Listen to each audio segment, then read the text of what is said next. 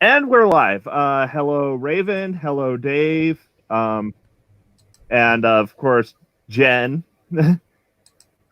um, and so we were going to have an actual like Snape hero versus villain debate, but one of the guests on the show is feeling a bit under the weather, so we're just gonna kind of have a general like Snape-ish conversation.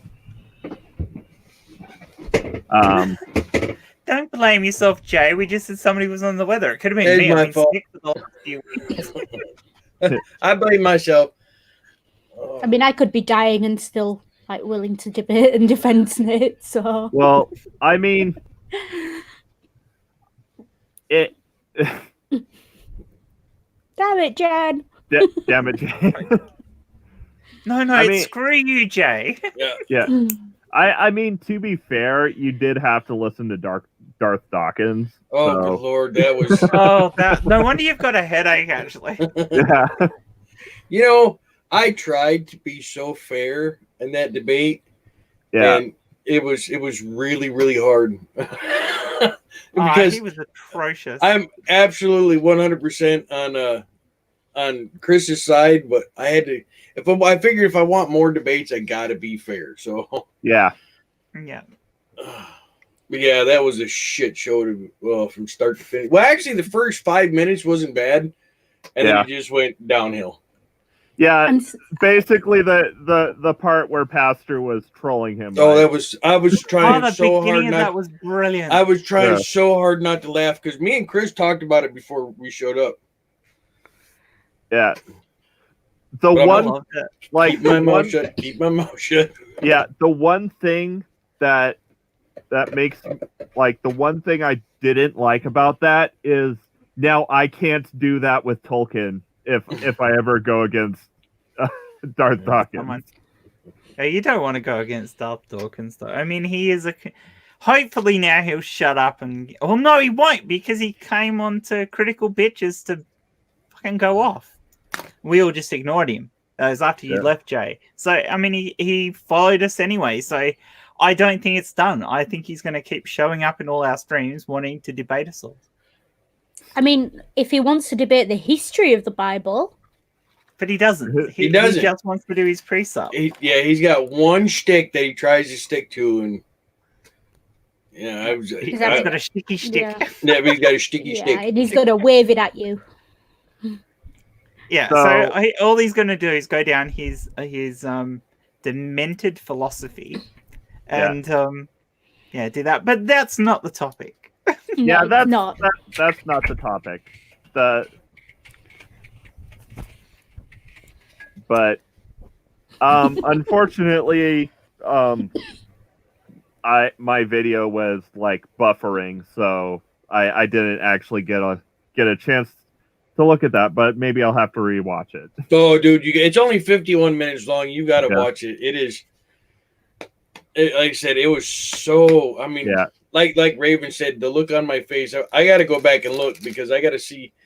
I got a lot of comments doing. You did a really good job. I couldn't believe you were laughing your ass off. I'm like, I was trying really hard to be fair. Yeah. At one point, though, I did see, Jay, just before we got onto the topic of this, I did notice you lit a cigarette when you were trying not to laugh, and I'm convinced that was just to cover your expression. Yeah,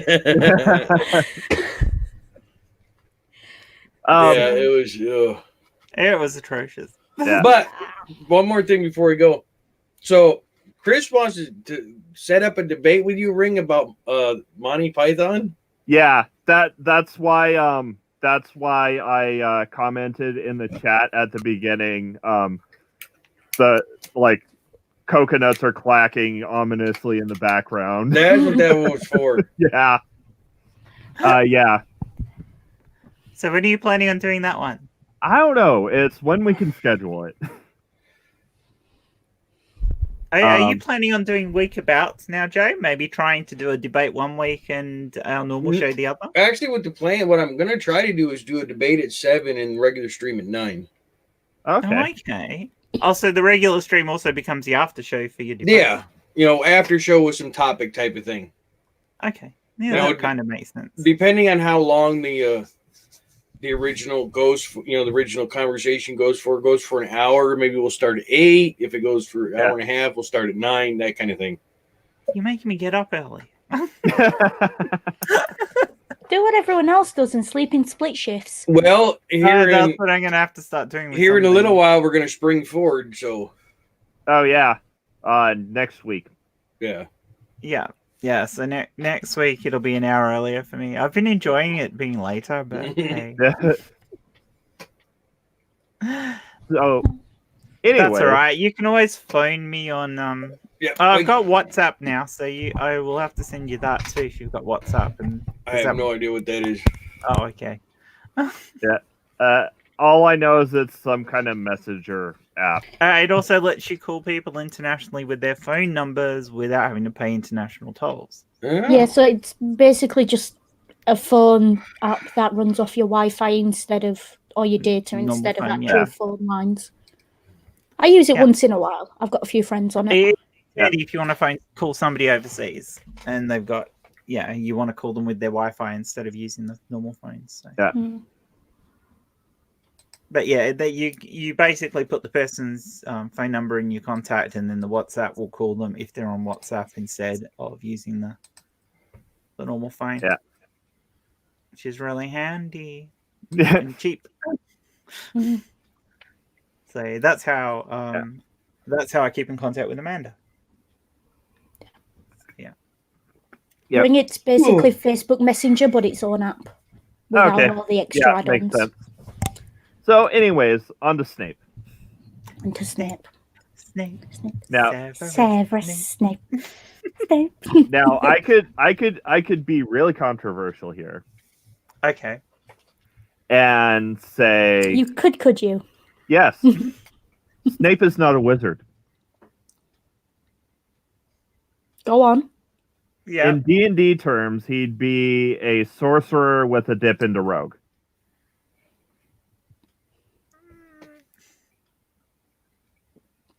Jen? Yeah. Go away. I'm being nice. Yeah. But I mean, to be fair. I don't know if that's actually true, though. I mean, is he a rogue?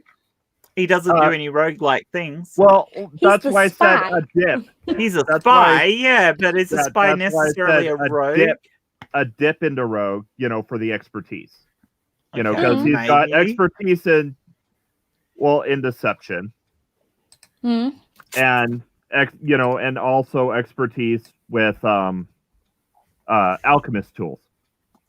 So, okay, but why And healer's sorcerer tools then? is probably doubly proficient at least. Yeah. Why sorcerer then? Because he obviously uses meta magic, particularly subtle spell and twin spell. And he also can make up his own spells very efficiently. Yeah. Okay, I could possibly see that if you're gonna go down that route. Yeah, maybe 1 or 2 levels of thief in amongst. Yeah. A thief or assassin? Assassin, I think. Well, yeah, you'd need a 3 level dip for in rogue for the archetype. And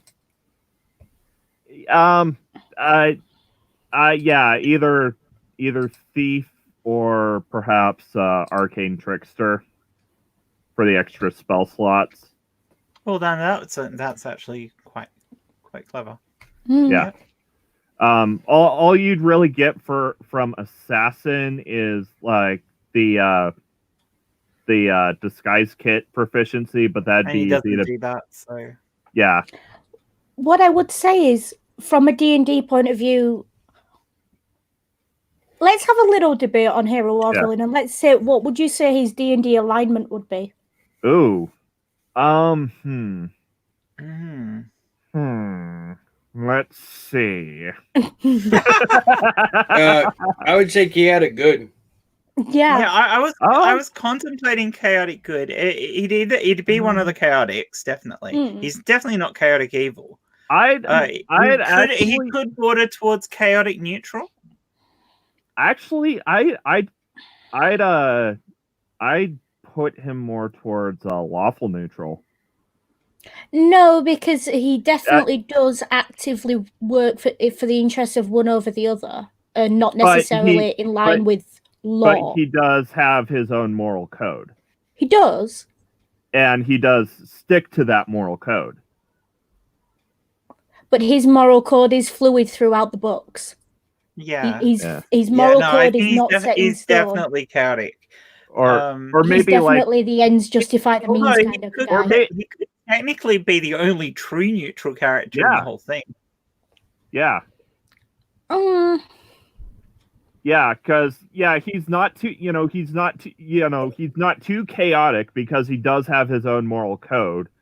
But he's not exactly lawful. And he's not exactly lawful. He's not exactly good. And he's not exactly not evil. So yeah, I'd put him at true neutral. Or at least on the neutral line. He's definitely I heading towards true neutral, maybe with tendencies towards chaotic good. So almost tendencing up in that angle. Yeah. Yeah. Angle wrong way, other way. Yeah. No, that way. Okay. Technically, he's at that angle for me. Yeah, and actually, he'd and for his background, I'd probably say criminal spy variant. That's lawful. I think there's definitely. Sorry, no, I pointed the right way the first time for me. Yeah. I'm talking about what's actually on my wall. Yeah. Because we were talking about this earlier when we're going to be talking about it tomorrow. Bloody left and right hand shit. Oh gosh, don't get me started. It's even worse when it's on this. And of course they flip. So and I'm like, hang on, I pointed in a direction. Is that the way the actual thing's drawn? Oh yeah, because of course it's lawful, chaotic, good, and evil. Yeah. Yeah, I would say I don't see the lawful neutral. I see the chaotic good. Yeah, I don't think he's lawful at all. Yeah, no, I definitely couldn't. I mean, the guy follows Dumbledore, and Dumbledore is not a lawful character. No. And Dumbledore is a very chaotic character. Yeah, I'd say Dumbledore is chaotic neutral. I'd say Dumbledore's chaotic neutral. I'd definitely put him at that. Although selfish prick is not really the definition of chaotic neutral. Yeah, but it is what Dumbledore is. He's a selfish prick. Yeah, Dumbledore more does stuff for himself than anything else. Yeah. Also, if anyone wants to play Count the Snapes in my background in the live chat, by all means, have a go. I don't know what the winner will get, but you can have a go. And we've got 2 TARDISes on display at the moment. Yeah. Although this is Ring's TARDIS. He left it here. Okay. I bought it for him. Is it the same one as mine? Yeah. Oh no, yours is a soft one. This is a soft one. It's a squishy one. Yeah. Whereas mine's it does the squish. Yeah. It should do the squish. Why is it not doing the squish? Battery flat. Oh, cool. Mine doesn't even hit the button, but the battery's flat. Actually, it's fine. the only character I'd play. Hey, Donna. Left and right, Donna. Yeah. Hey, Donna. Also, hey, Dark. Hey, Doc Fearsome. Actually, the only we figured that you meant Jay. Jay has a little paper TARDIS. But the only character I'd solidly put as a wizard would probably be Hermione.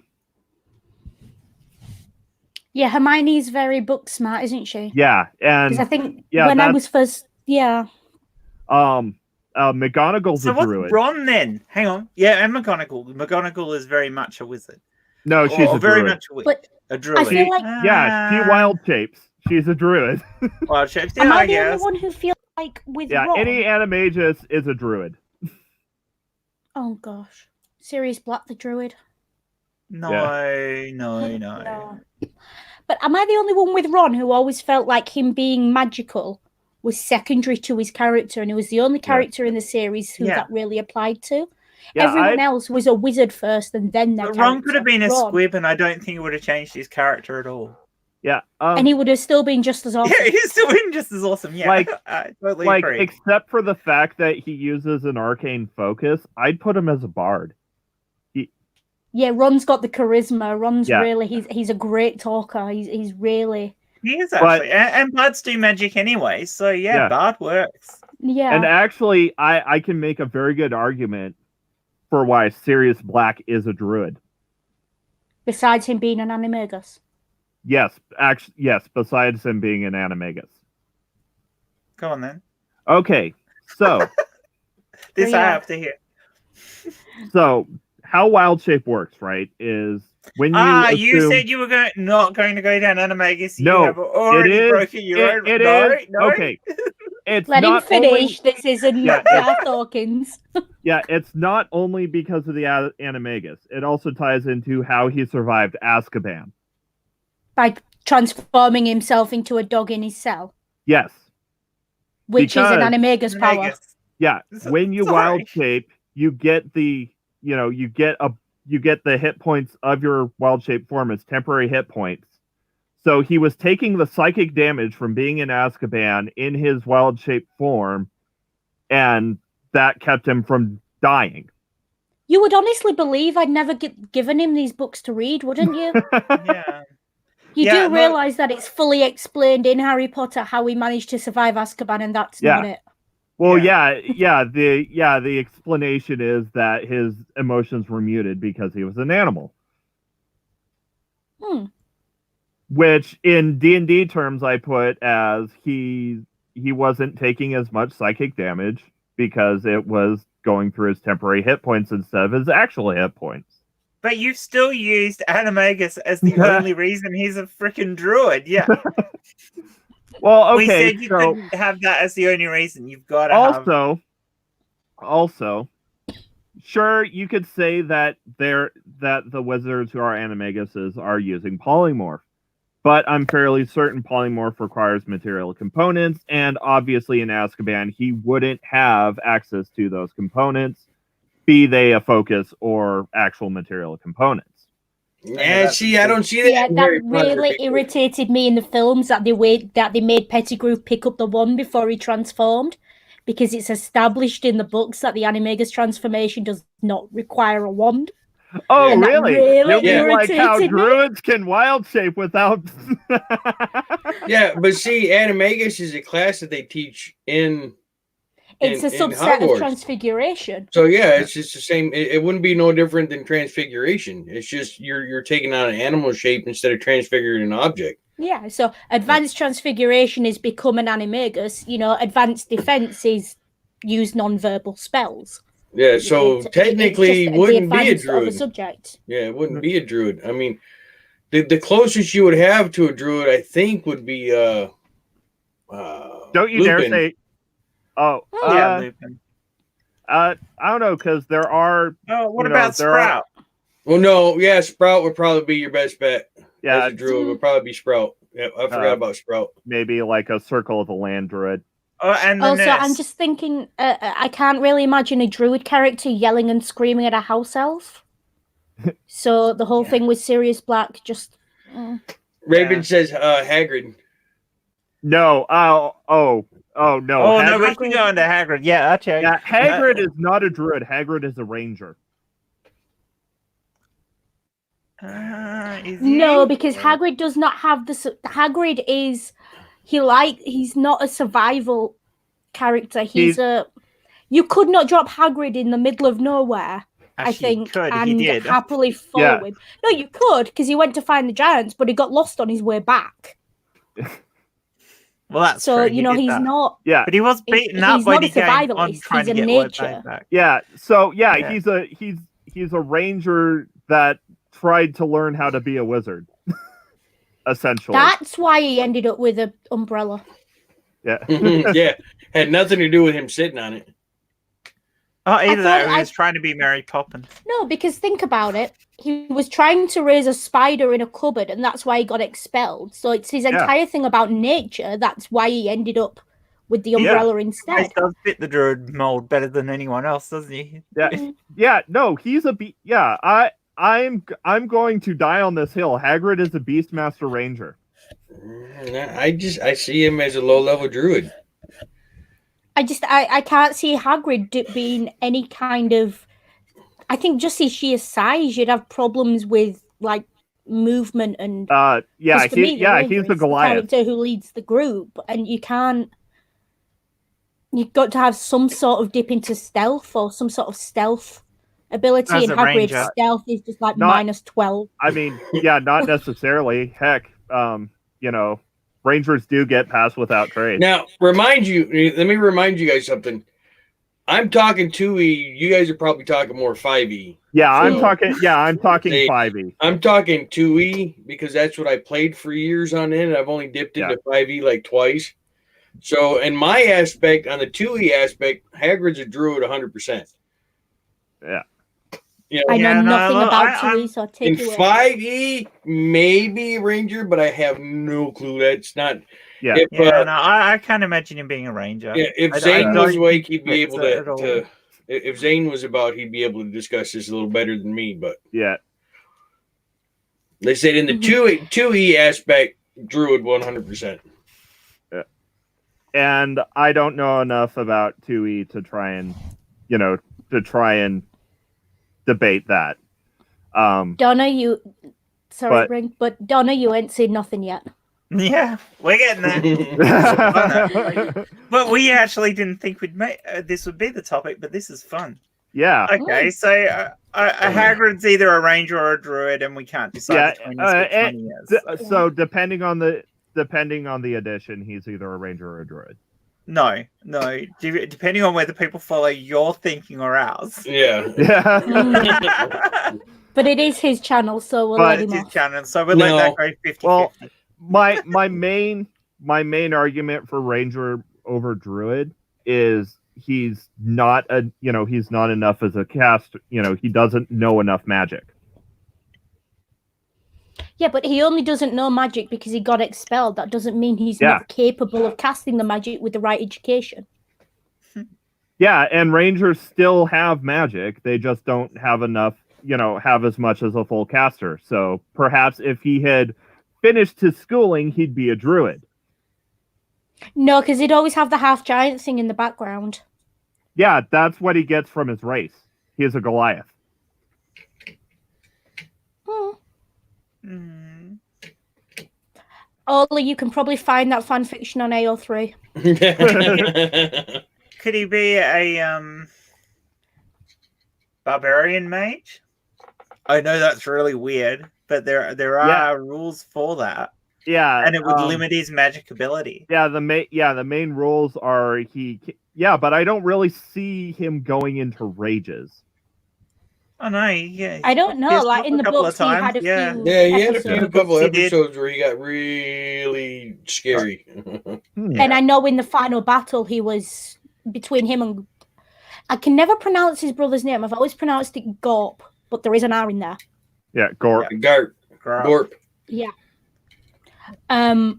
Again with the dyslexia and not being able to read things. But they were instrumental in turning the tide of the final battle between them and the house. That's the one thing that they did not put into the book, into the movies enough of the Hagrid. Oh, the battle in the movies Yeah. was shit. The books was so much garbage. Yeah, I was really disappointed by the end battle. And Hagrid does get really protective of the animals in the forest as well. So It's like there's one story. so in maybe the book, I like don't know in a the films. Sorry, but he actually, the centaur who becomes the divination professor, it was Hagrid who rescued him from the rest of the herd. Hagrid is strong.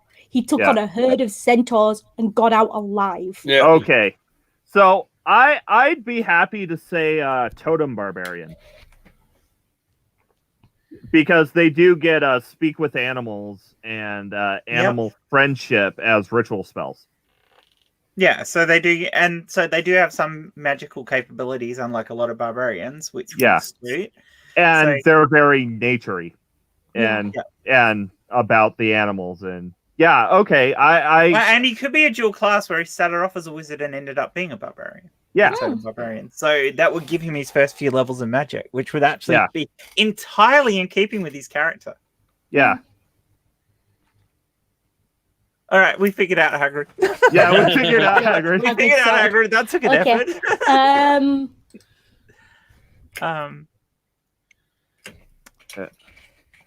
Who else is Let's there? see what mate? other characters are interesting that we can discuss. Neville. Let's look at Neville. Neville, Neville's that's actually who interesting. was. Yeah. Now, He's herbology specialist, but he's also very powerful magically when he's got the right wand. Yeah. But he's also got that he's a proven leader in general. Yeah. He's the all round. That's the guy I want on my team. Yeah. Oh yeah, he's That an unsung hero. He really is. He could easily take over the wizarding world, like in an afternoon, and then go for tea with his grandmother.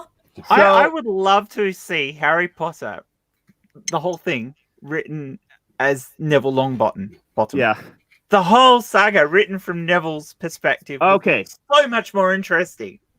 Jen, go to your search bar, Google Neville Longbottom, the boy who lived. It's a fan fiction trope. Yeah, but it's where they've said, where times. they said that he actually was meant to be the chosen one, and it's not Harry, and we should have, But there's several of them.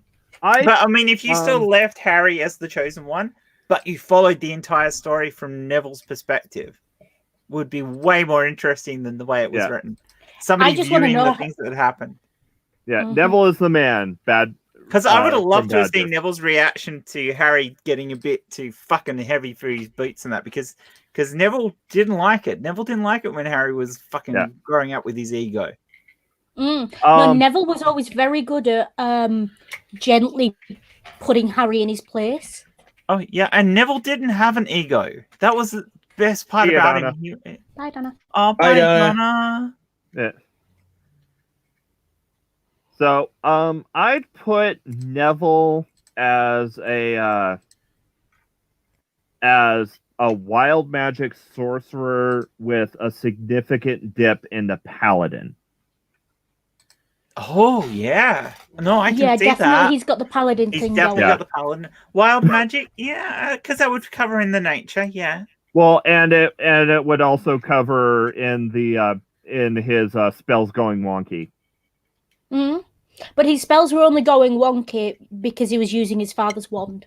Yeah, but once you get high enough level, you can kind of control how your spells go. No, because what happened was his father's wand broke, and then he got his own, and that's when his magic improved. Yeah, Nothing to do with his own. That's what we call a DM plot. A DM plot insert to justify things. You do kind of feel like JK eventually just got a D&D set and just started rolling for the plots a little bit. Yeah. Well, it makes sense because she certainly doesn't have any imagination of her own. Yeah. Oh, did I say that? Did I say that out loud? Oh. Here's an interesting one. Okay. Where would you put Lucius Malfoy in it all? Because there's a lot of different fandoms theories about Lucius. There is as he appears in the books, but if he's friends with Snape, it alters his character, or if he and Snape are just colleagues, or because there are moments in the book, in Snape's memories, Lucius latched onto Snape at Snape's own sorting ceremony. Yeah. Like, what is this 5th year pureblood prefect doing, putting his hand on the shoulder of the little, sort of, the ugly little half-blood who's just been sorted into Slytherin? Like, what is he up to? Yeah. So, does he know Snape's background? What does he know? What does he not? And it brings an interesting dimension to the character. Yeah, it seems to me that perhaps Lucius saw that Snape could have been, Snape would be useful. Well, at that point, he knew nothing about him except his name and the fact he'd been sorted. Yeah. I think Lucius is a coward for a start, but he's also crude and cunning. So he wants to get whatever he can out of whatever he can. Yeah, and his personality makes him latch on to somebody he thinks is going to be a strong person. Yeah, somebody who might give him power that he might be able to use. And, I do think from a political, charismatic point of view, he's definitely got a couple of, possibly a couple of levels in bad going on, because he is. Say what you want about him, he's not a nice person, but he's very charismatic. Perhaps very good at. Perhaps a College of Whispers. Yeah, there is a very common fandom trope that makes him Voldemort's main recruiter, and you can see why. Like, you can see that he would be the person who recruited Snape and all the others of his age into the Death Eaters, because he's. And I'd definitely put him as either lawful or neutral evil. I'd have to say neutral evil. Yeah, I think he does have his own code, and his own code is his own family and his own bloodline. Yeah. But he gets it twisted, and he has a real want of understanding of what's best within his own code. Yeah. So no one who actually loved their family more would put their son in that position that he put Draco in, or raise their son in that way. Yeah. But you kind of get the impression that's how he was raised. But in, this great pure blood Malfoy family. So I'd put him on the line between lawful and neutral evil. Yeah.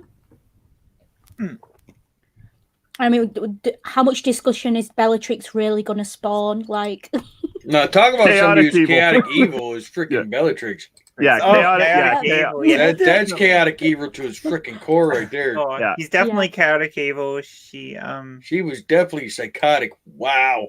Necromancer?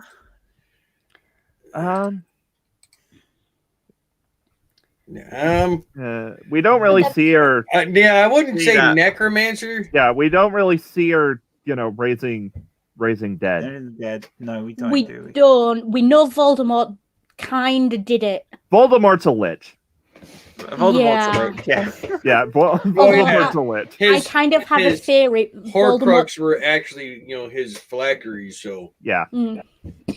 Which is one of the requirements for being a lich. Well, although I would say he was in 2E, that was the requirements. I don't know about 5E. Voldemort, in a sense, Voldemort is lawful evil, though.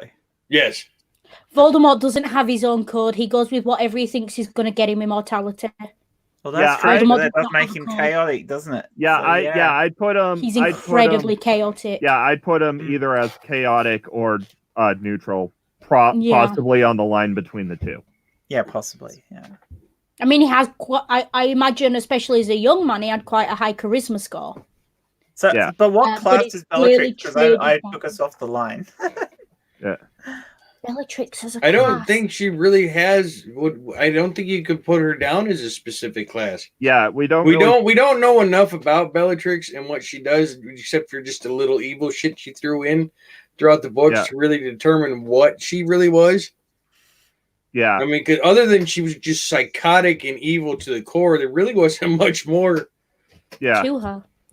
I mean, we know she was Narcissa's sister. She's probably just a straight out wizard. Yeah. Or perhaps she's or given how loyal she is to Voldemort, she could be a warlock, and Voldemort is her patron. Oh yeah, that would make sense. Ooh, yeah, because worship the lich. Yeah. That could be a thing. All right. Although the thought of Bellatrix and Voldemort being that close, there's a reason I didn't like Cursed Child. Yeah. I didn't read that just because I didn't want to read it in play format. Yeah. No, see, I read it, and then a friend got some tickets that she didn't have, that she couldn't use, and sent them to me.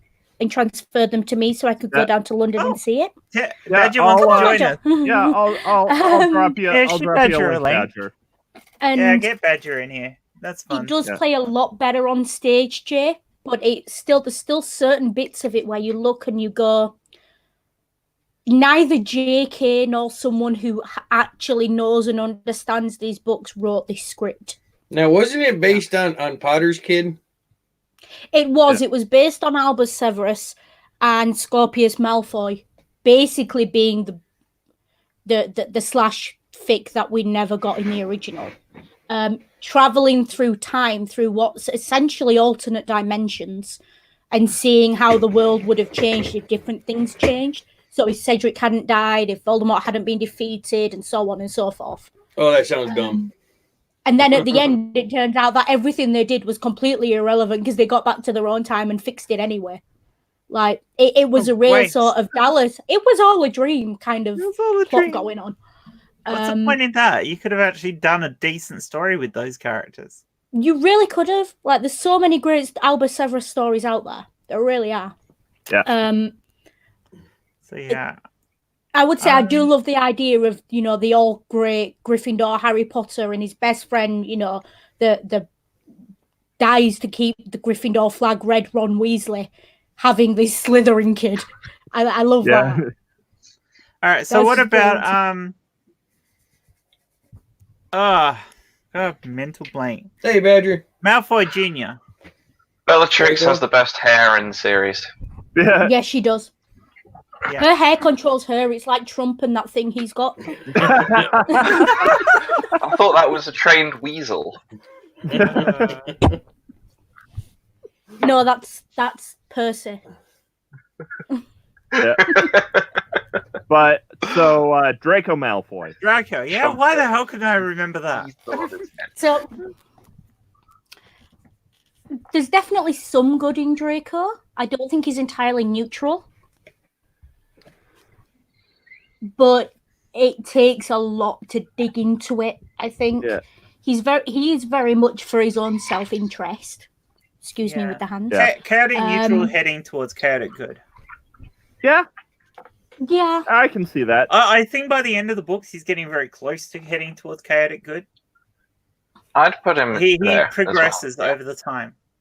I'd put him in chaotic chaotic neutral. I'd put him on the evil end of neutral at the start and the good end of neutral at the end. Yeah, I agree with you. Yeah, Joe. and I do think he gets to a point somewhere, I would say, around possibly the end of the 5th book, midway through the 6th book, where you realise he's definitely not evil. And he's a kid who's in way over his head. The reason I would put no clue what he's doing. The reason I would put it as a progression throughout the series is I think it is him gradually moving away from the influence of his father and seeing actually this is the result of all the things that my dad's been saying all this time. Yeah. And it's kind of shit.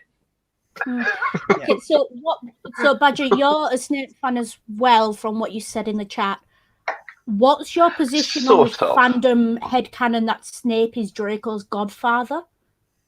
And how do you think that would have influenced his character if it is canon? Because that's quite a common headcanon a lot of people have. That would go some way to explaining why Snape is so sort of pushy of Draco being the head of things. Particularly in the earlier books, like him just there, Snape there going, yes, Draco is the best boy in my class. He will be the one who will partake in this dueling championship, and I'm going to push for him to be the seeker and all this business. And also, it makes sense why he makes the unbreakable vow. It does.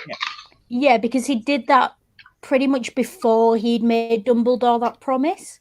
Yeah. Which, depending on how you read the chronology, whether he had that discussion with Dumbledore or whether he made the unbreakable vow first, says a lot about the character.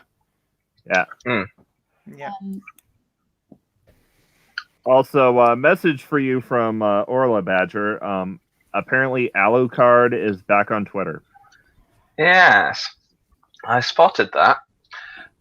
I replied to his tweet to me that said, "Oi at Bad Tempered Badger." So I replied with, "It's about damn time." Did you enjoy seeing Tom Felton in The Flash? Yes. Yeah, he was brilliant. I wish they kept his character in. He was really good in Rise of the Planet of the Apes too. Oh, I did. I don't think I saw that episode of The Flash. Oh, he was in half a season, 3/4 of a season of The Flash. Yeah. Which season? I've only seen the first two. God, which I don't remember. Three or four. 3 or 4. Yeah. Okay, I'm gonna have to catch up. Though, he was very typecast as second year Draco. Yeah. Here's the thing. That was basically his character. Tom Felton. I'm pretty sure that he's in Logan, but I haven't actually watched Logan yet because I was right. There's one bit in the trailer for Logan. Yeah, I think he is pretty good for that role that they put him in Logan. If it is in fact him, then I'm not misremembering the trailer completely. But there's one moment in the there's one moment in the trailer in Logan. I'm not 100% sure it's him. I'm not 100% sure it is. But there's a guy who has a very similar face to him who it could also be. But there's one bit in the trailer for Logan that completely emotionally ruined me just watching the trailer. It is and I him. just went, okay. It is him. Oh wow! I never even noticed him in that. Yeah. Also, in the image I've got on my phone right now, he's doing what I call the private pile eyes. You know exactly what I mean, like that look, and he looks psychotic. Let me just see if here it is. He's a really good actor. He's got a very good with his facial expressions. If Mr. Ring, there, could you possibly embiggen me? Embiggen you. Yeah. How do I do that? Click on him. I don't see him on the cast list for Logan. If you just Google Tom Felton Logan, it comes straight up. You should be. Yeah. There we go. You are embiggened. This is why. That bit, just Patrick Stewart looking to the left with that face. Mm-hmm. Yeah. This face right here. Yeah. Just that moment in the trailer, I was watching it like, I can't handle it. Yeah. Oh, yeah.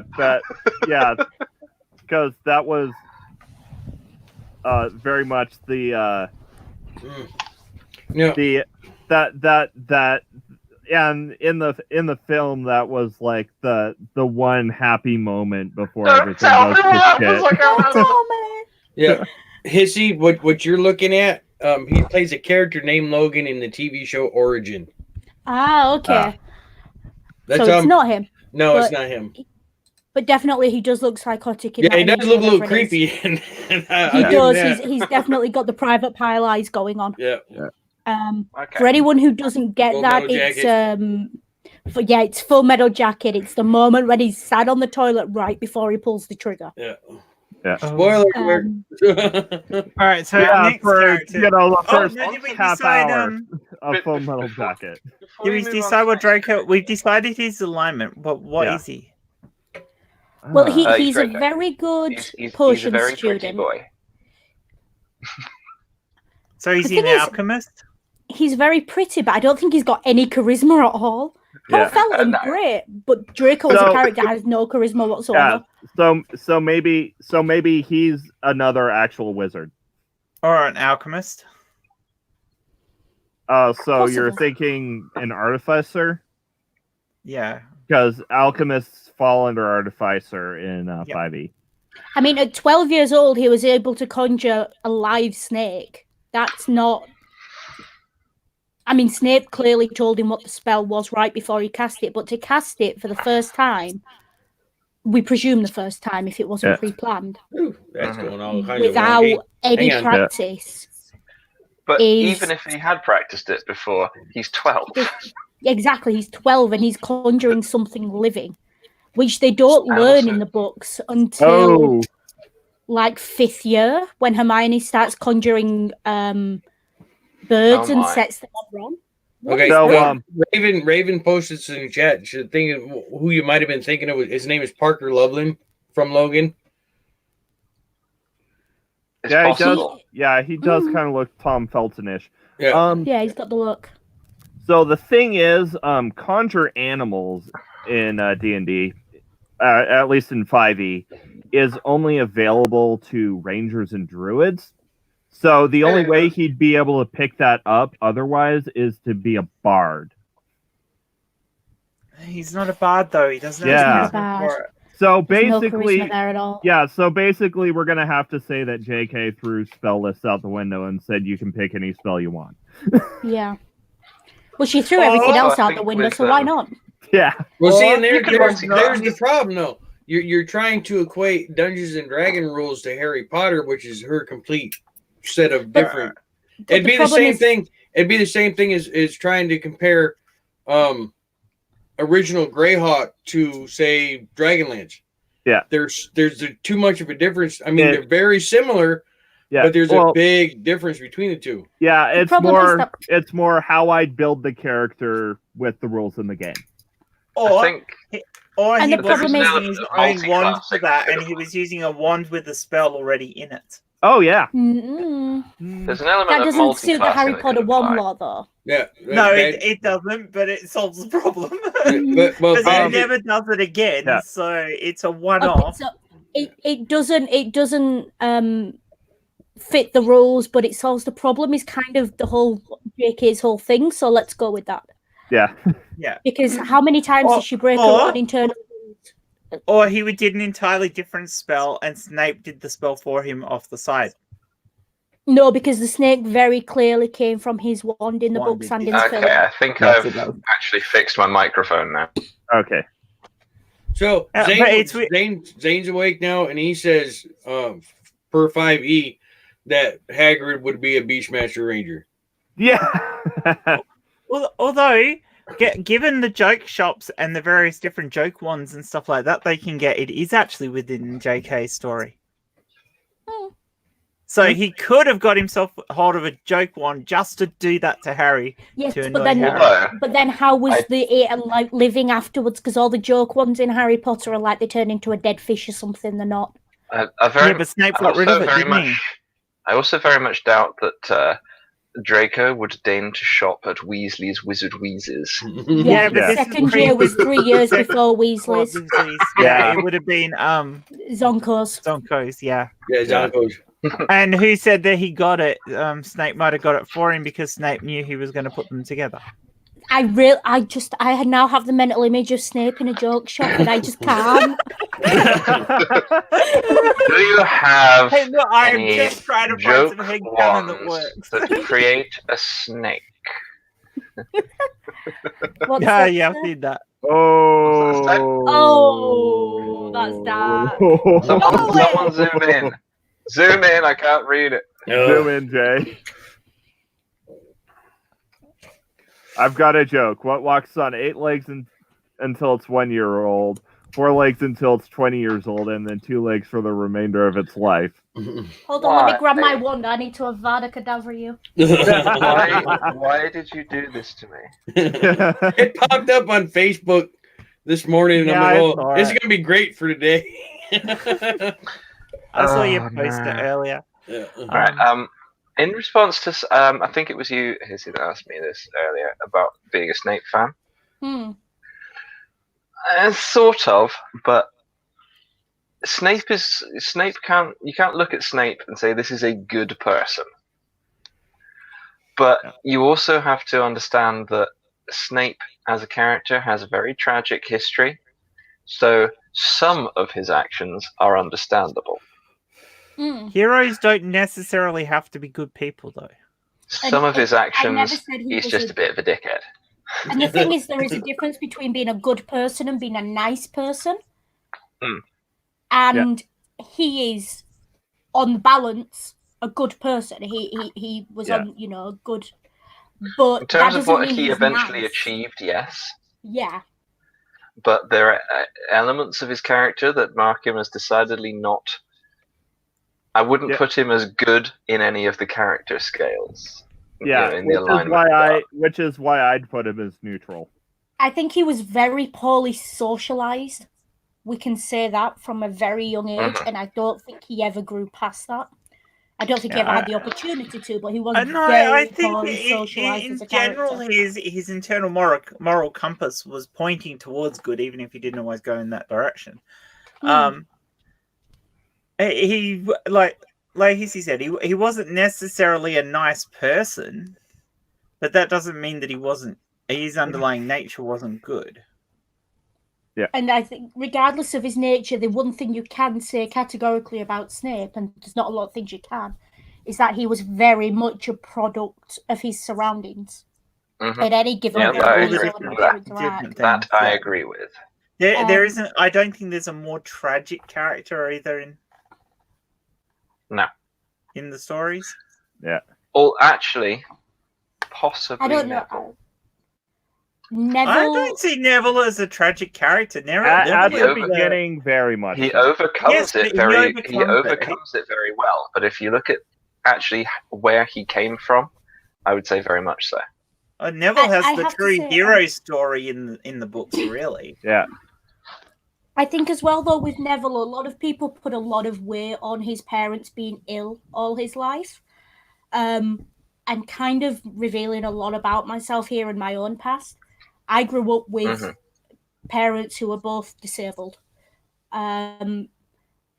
It's not as big a thing when you've had it your entire life as people think it is. You adapt to it at a very young age. Yes, it bothers you, and yes, you develop certain coping mechanisms, whether healthy or not. But you do. People talk about, Neville was scared of Snape, but his parents had been taught, no, that's not how that works. That is not how that works. I had teachers I was scared of. My mum's laid in a hospital bed. That doesn't mean that I'm more scared of my teachers than my mum dying. It just means that in that moment, this teacher is the one who's got power over whether I have to sit in this classroom or not. It's a very... Neville's fear of Snape is very situational.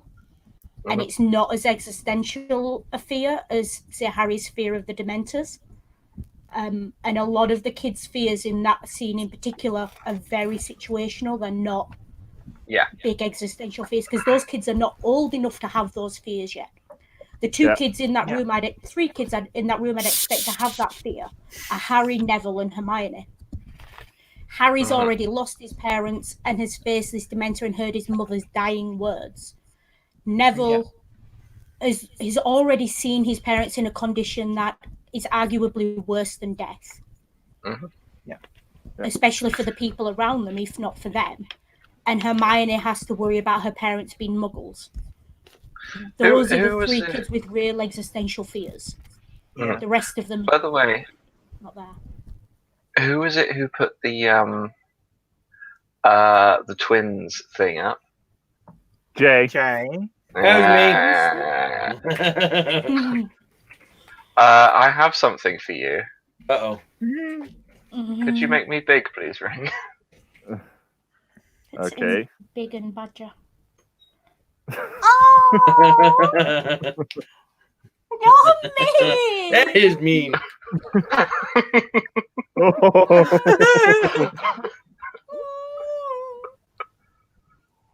Oh, sorry, everyone else.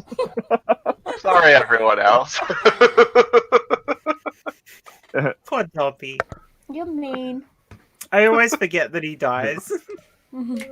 Because I don't want him dead, because he was... Oh, yeah, the only truly innocent victims in that series were Dobby and Hedwig. Yeah. Oh, yeah. One of my favorite... I didn't particularly like how they made Dobby look in the films. He looked a bit too much like E.T. had an illicit love child with Yoda for me. But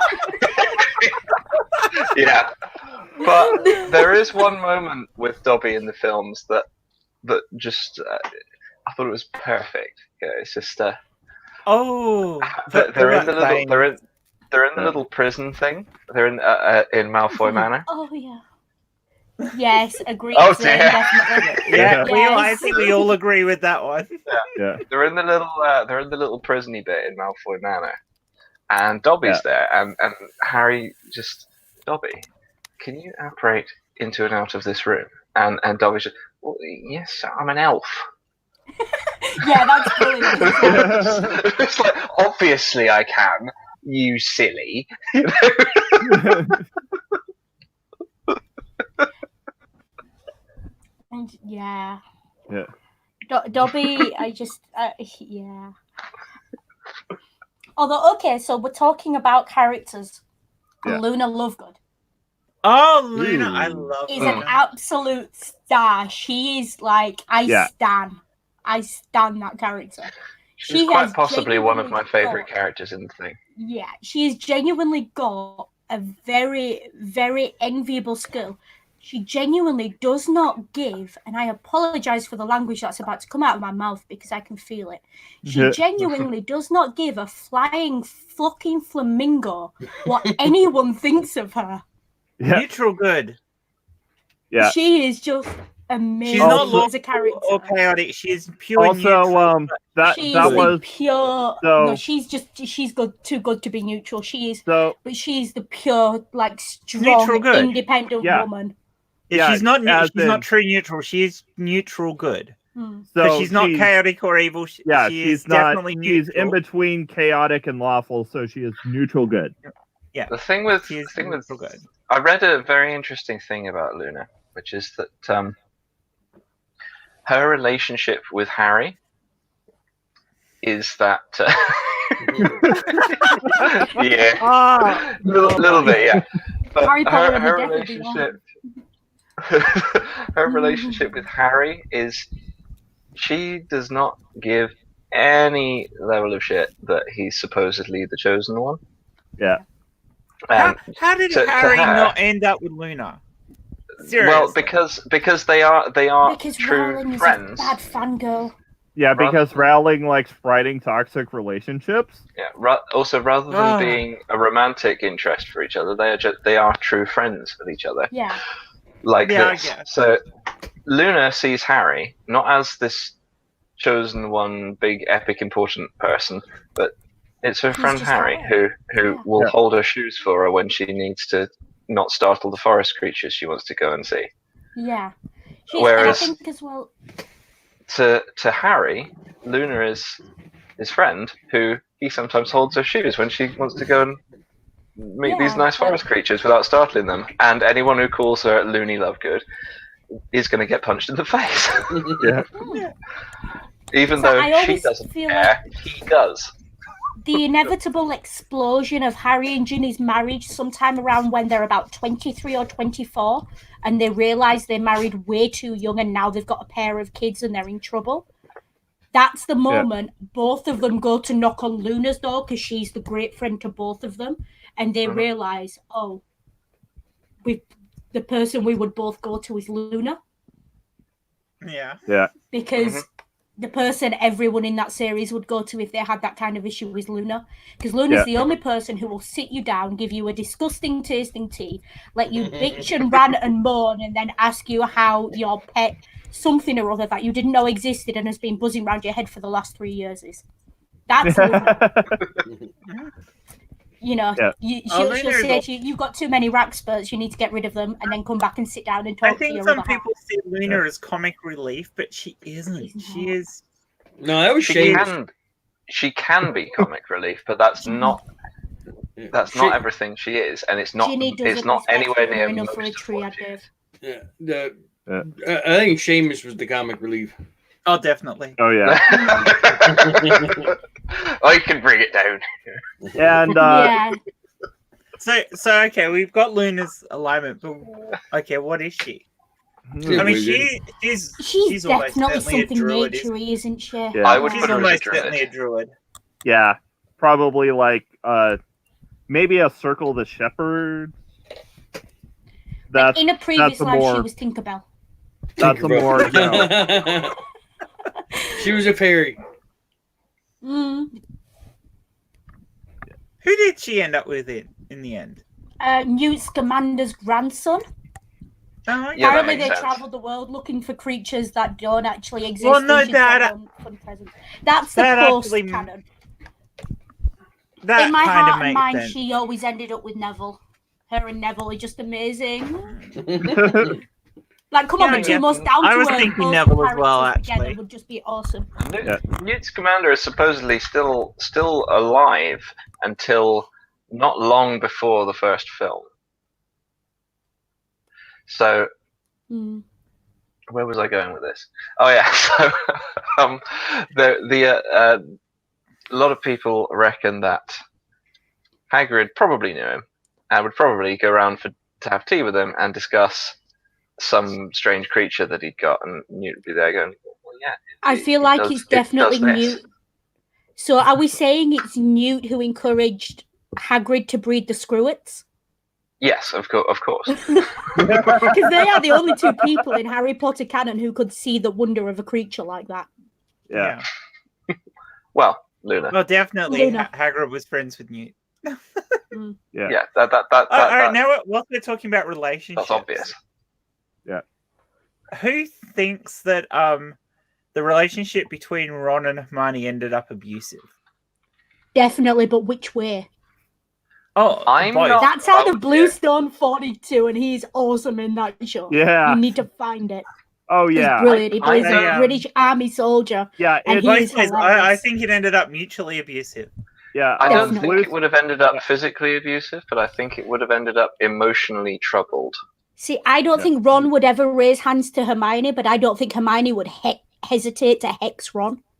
Oh, I don't think Hermione Ron would be more emotionally abusive. Actually. Hermione is very violent as a character. Oh, she is. Not. I mean, she physically punches people as well. She's the only wizard who actually uses physical violence. Yeah, and if you set that scene where she set the birds on Ron the other way around and him setting birds on her because she kissed another character, the fandom would have lost their minds. But because it's a girl, it's all right. It's just not. Oh, there was just a little aside about the fist fighting. There's one little thing I read recently about Harry. And it's just that Harry, you've got to learn some spells other than Expelliarmus. Yes, you do. Yeah, Harry. But if Harry's a crap wizard. If I disarm them, then it's just down to fists. And I could take Lucius Malfoy in a fist fight. I grew up as a Muggle. You know? A 12-year-old girl could take Lucius Malfoy in a fist fight. So since we're talking about magical dueling, I'm gonna jump to another franchise and talk about the other wizard named Harry's approach to magical dueling. Which is what I'm talking about now. I would just like to make the assertion: anyone could take over any Harry Potter magical ministry in the world by walking into its main head office with a basic Colt pistol.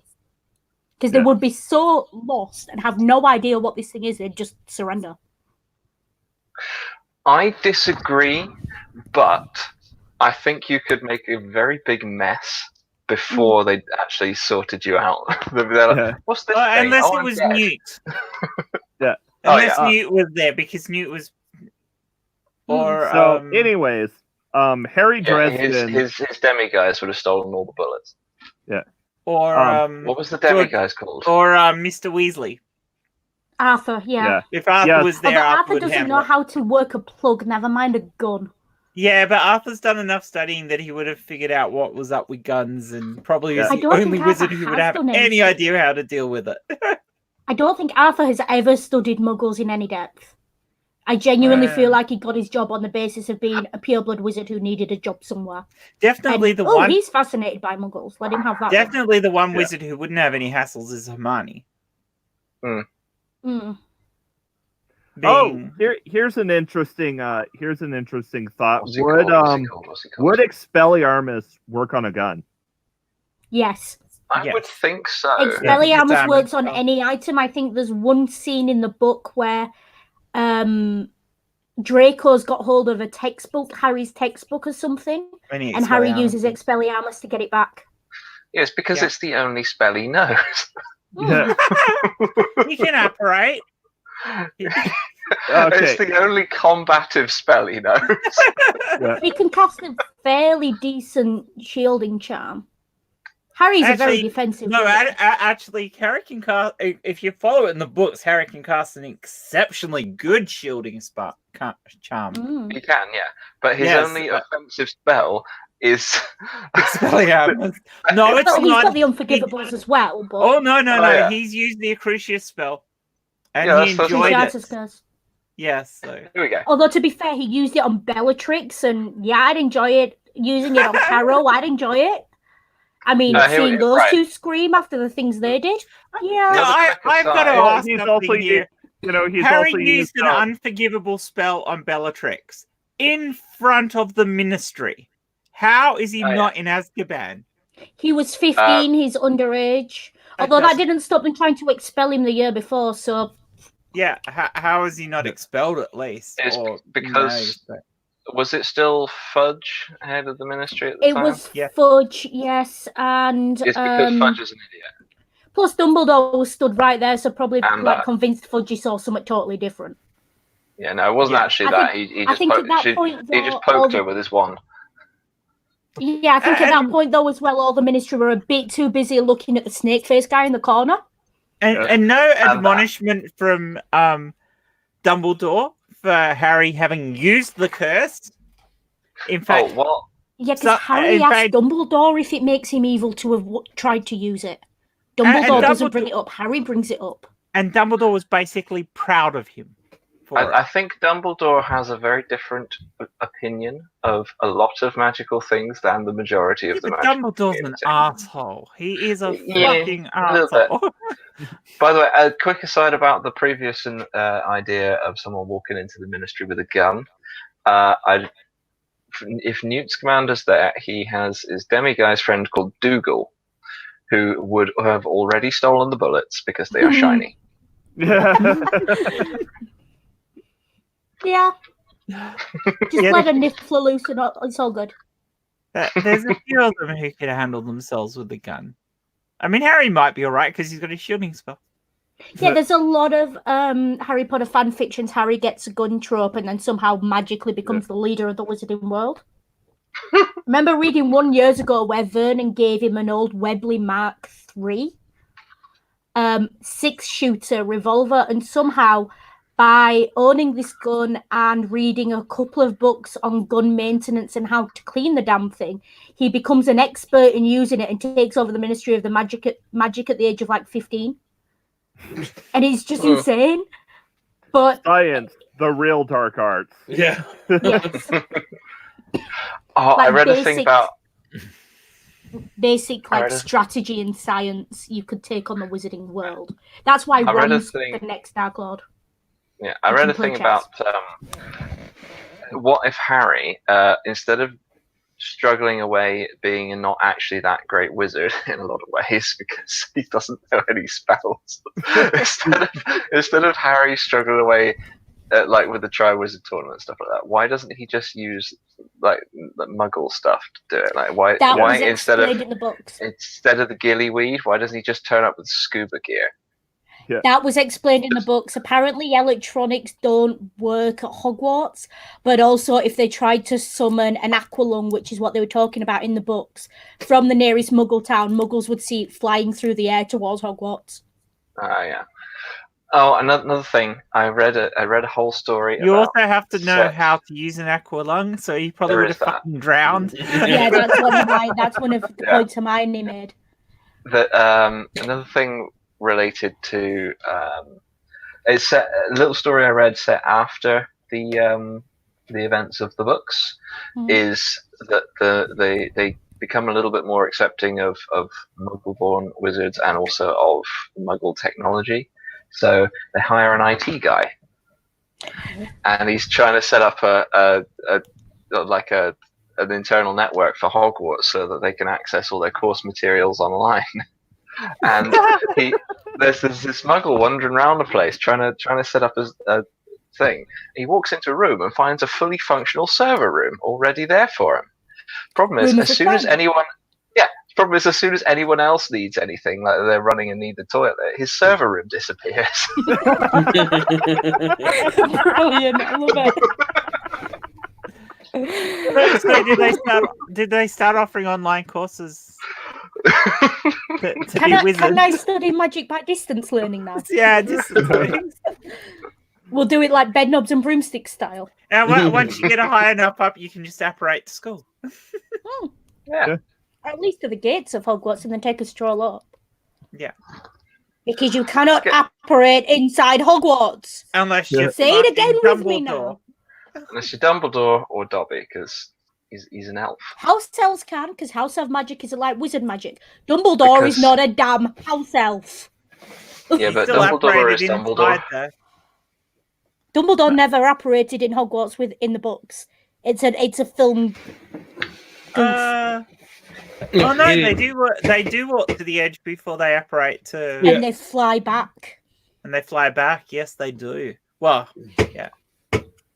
Yeah, I think the only thing he did in that aspect was the flu powder in his chambers.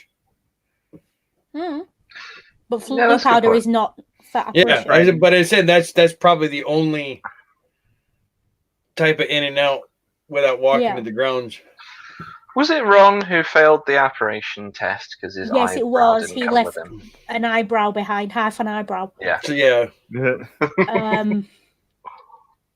And I think it was Charlie who the story when he accidentally apparated on top of a woman. Just there, like, damn it! You technically portkey into Hogwarts. You can portkey into Hogwarts because you can definitely portkey out of Hogwarts because that was what the Triwizard Cup was. Yep, there's a portkey. And it's portkeyed back, so you can portkey in and out, but you can't apparate. There's that cupboard, that wardrobe. Yeah, so why the fuck did they have to build the wardrobe? Why didn't they just smuggle a fucking portkey into? I think we're supposed to assume that portkeys are either very strongly controlled by the Ministry, as they were for the Quidditch World Cup, or they're very difficult to create, or some combination of the two that made it impossible for Draco to do that. Yeah. I think you have to be in the place where you want the portkey to go at some point with the portkey. Yeah, so it would have meant Draco going in with an item, spelling it, and then getting it sent out for someone else to use it to come back. Yeah, which is very convoluted, but no more convoluted than the rest of JK's plot. To be honest, if he's going to do some fancy spell made us make a portkey out of the fucking Wizarding Cup, for fuck's sake. Well, I mean, we presume Crouch was at the house with Voldemort in the early chapter, so we presume he managed it then, or maybe it's one of those where. How did he get hold of the cup in the first place? It was kept at one of the schools. How did he get hold of it to turn it into a portkey? He was Mad-Eye Moody. Don't forget, Dumbledore trusted him completely. Yeah, he was the aura. Like, if I've got an aura on staff and I've got this magical object and I need to check it to make sure it's safe, I'm asking the aura to check it. That's probably the only sane thing Dumbledore did. Can I just say that David Tennant was perfect in that role? Yes. He was amazing with the tongue thing. Yeah. Oh. Yeah. David Tennant is great. Like, he was also perfect in Jessica Jones as the Purple Man. Oh, yeah. He plays an amazing baddie. Did you see his version of Hamlet? Sorry, who are we talking about right now? David Tennant. Oh, David Tennant.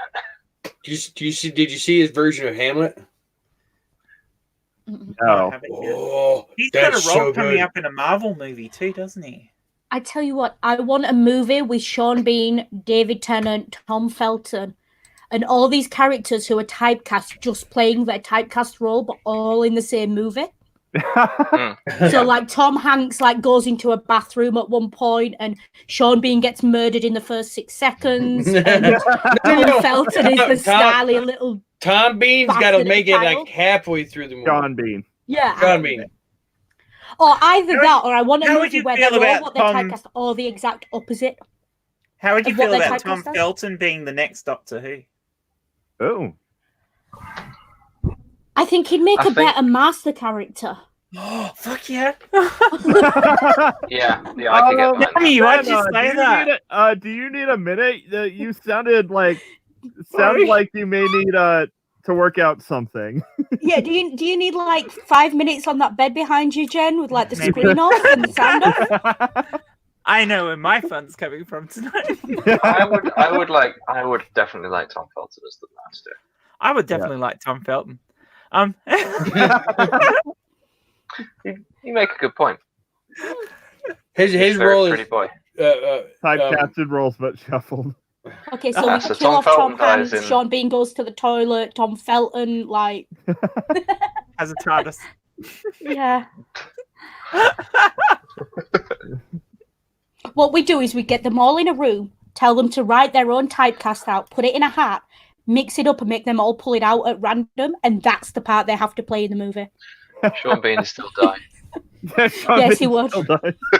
Obviously, there was a little picture of Sean Bean. It was like a little drawn picture. He's there dressed in sort of a semi-medieval looking outfit, and he's there holding an ice cream and a little puppy, and it just says, well, "This has been quite a pleasant day." Yeah, I just want a movie where Sean Bean gets to the end, looks at the camera, and goes, "Well, that made a nice change," and then someone just shoots him or something. He gets shot. Yeah. So who's next on our list? Oh, where have we got to? Who are we up to? Haven't we sidetracked ourselves? Let's see. We did Looney. Looney. Luna. Oh my god, Luna! No, she's not Looney. She's not Not Looney. Looney. She's the only gorgeous. sane person in those books. Yep. What about her dad? Ooh. What's his name? Xenophilius. Xenophilius? Yeah. That's Yeah. how I'm going to pronounce it. Don't correct me if I'm wrong, because I know it's probably Greek and I should know it, but I don't. I've been pronouncing half of the names wrong all this time. I'd say he's probably like either chaotic good or possibly chaotic neutral. I think he tried to be good, didn't he? But he cared more about Luna than being good, which I kind of can't fault him for. Yeah, that's almost being good anyway. So chaotic good. Yeah. I think that all of this is a distraction from his one true love, which is the dirigible plums. Yes.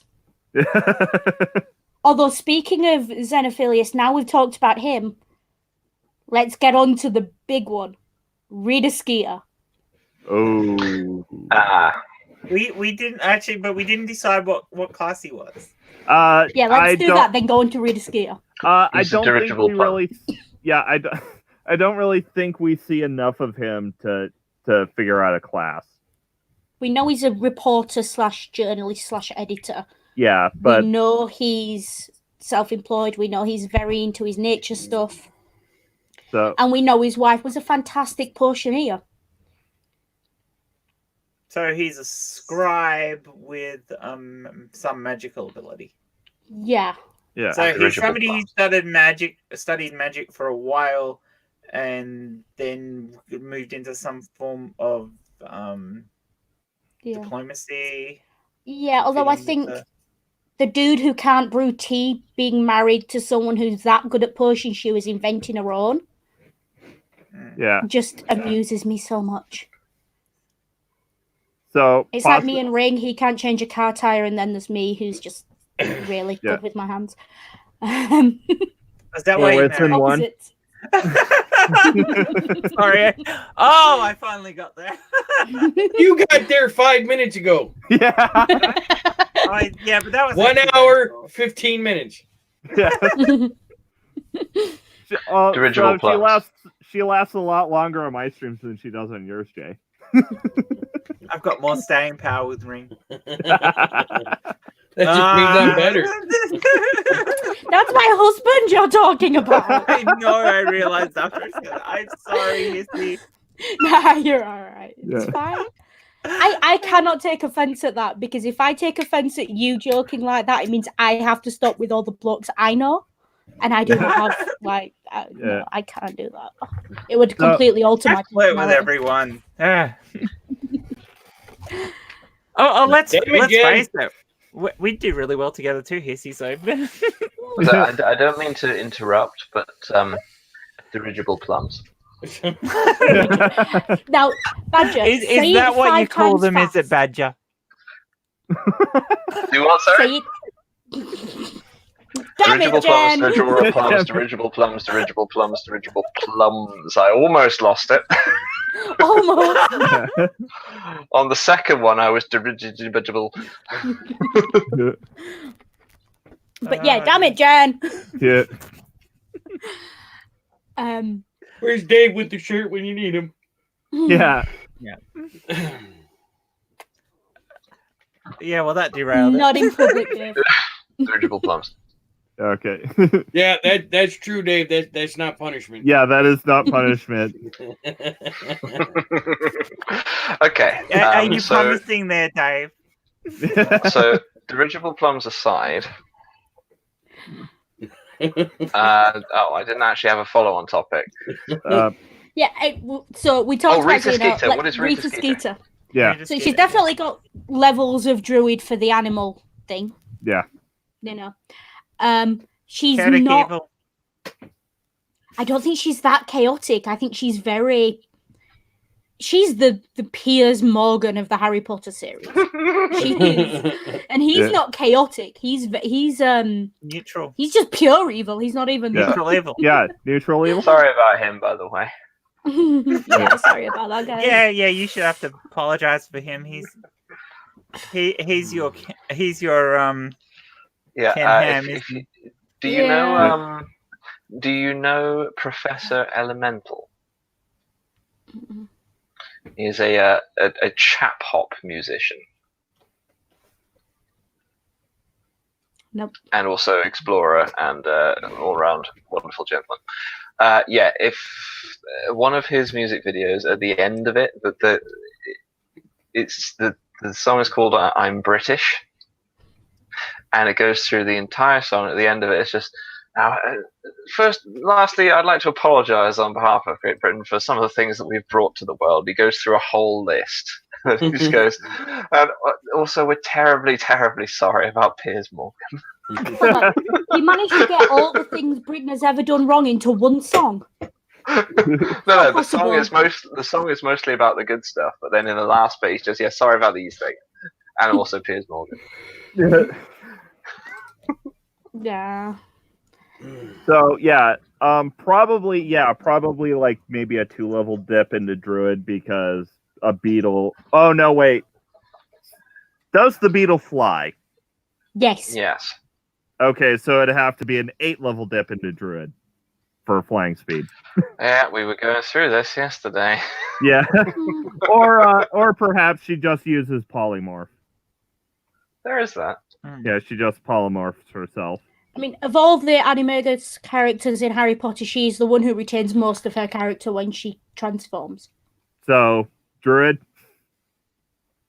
Yeah.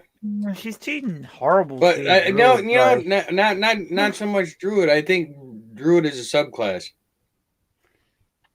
So, 8-level dip into Druid and then Wizard the rest of the way? Yeah. Possibly Rogue? Nah, I don't see Rogue, but just regular Wizard. Yeah. But does she need the dip into Druid? Well, it the depends. Animagus transformation. Well, it depends on if we say Animagi have Druid levels or if we say they're polymorphing. Could just be an innate ability. She's always done it with her wand around, hasn't she? So it's quite possible. I mean, she spent 6 months in a jar, but other than that. Yeah. So... no, but wouldn't her spells, if she wasn't able to naturally transform, then the spells would wear off, wouldn't they? Yeah, because she couldn't transform back when she was in that jar because Hermione put an unbreakable charm on the glass. So if she'd have transformed back, she would have literally died. Hermione was holding her prisoner. Whoops. Oh yeah. That'd be interesting. So because of that, it was a charm to do it. It wasn't. It wasn't a skill like a druid skill. This is why we reckon she has to have been using polymorph. This is why I am convinced Hermione has a touch of evil about her. Yeah, this is why. Out of Ron and Hermione would be the more likely to be the abusive one in the relationship. Oh, definitely. Yes. I think Hermione has no moral compass. Hermione would be the physically abusive. She would use spells. She would physically hit. Ron would be the emotional abuse. But Hermione's very good at humiliating Ron and putting him down. She's definitely all the way through it. She's very emotionally abusive towards him throughout. Not that he's not to her, but she's vicious. He's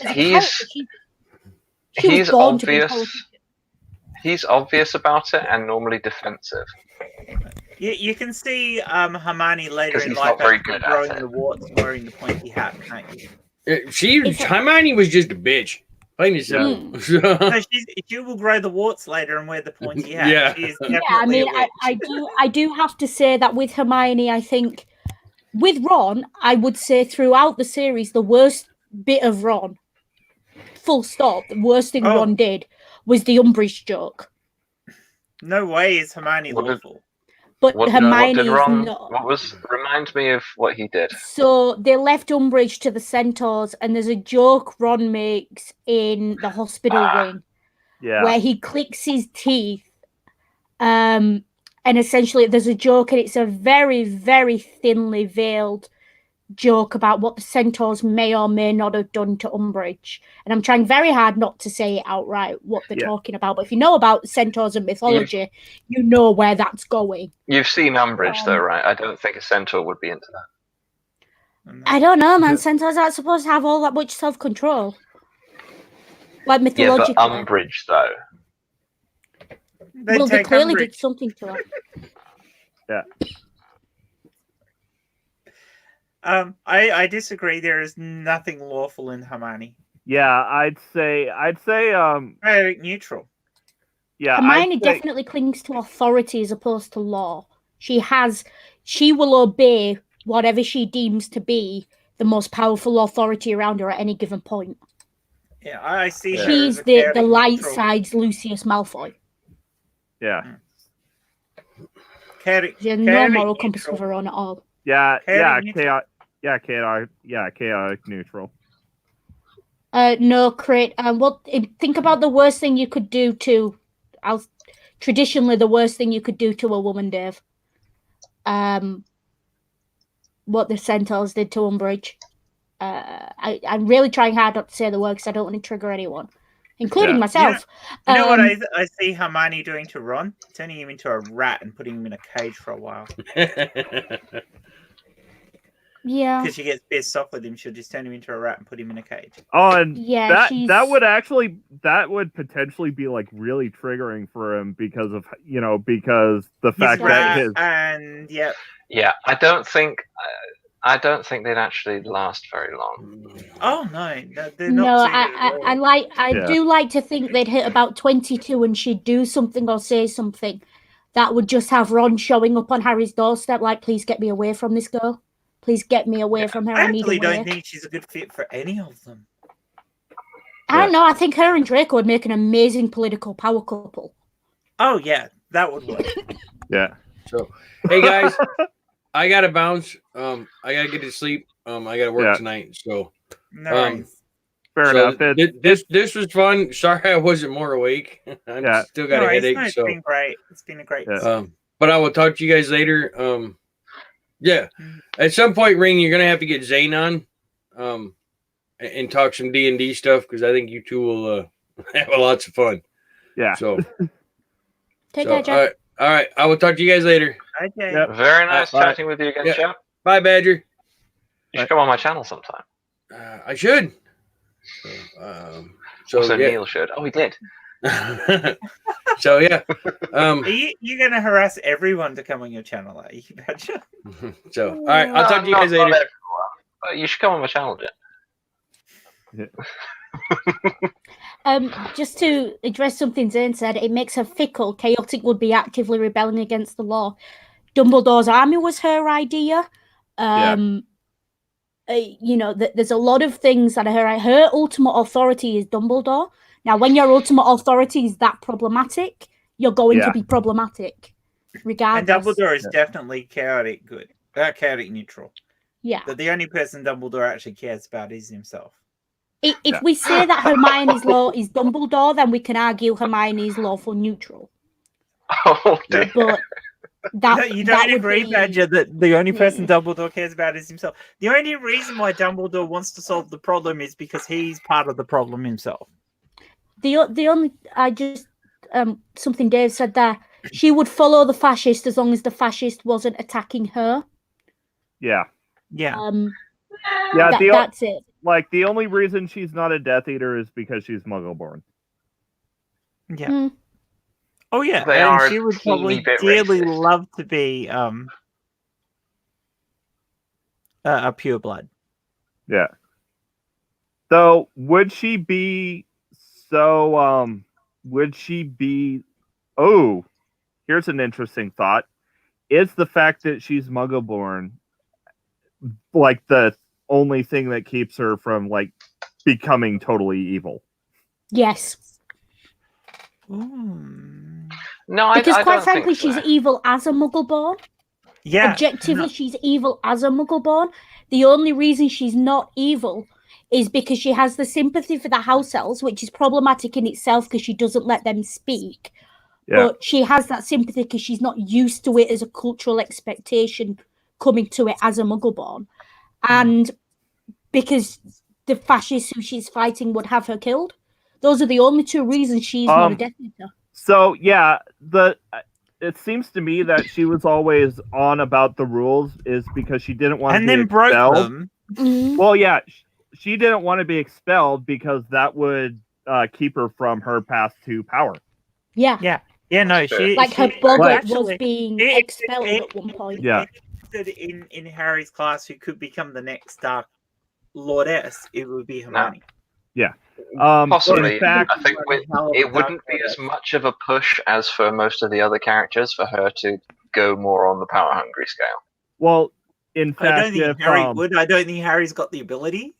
you know, if extra dimensional patrons were a thing in Harry Potter, I could very much see her going Morlock.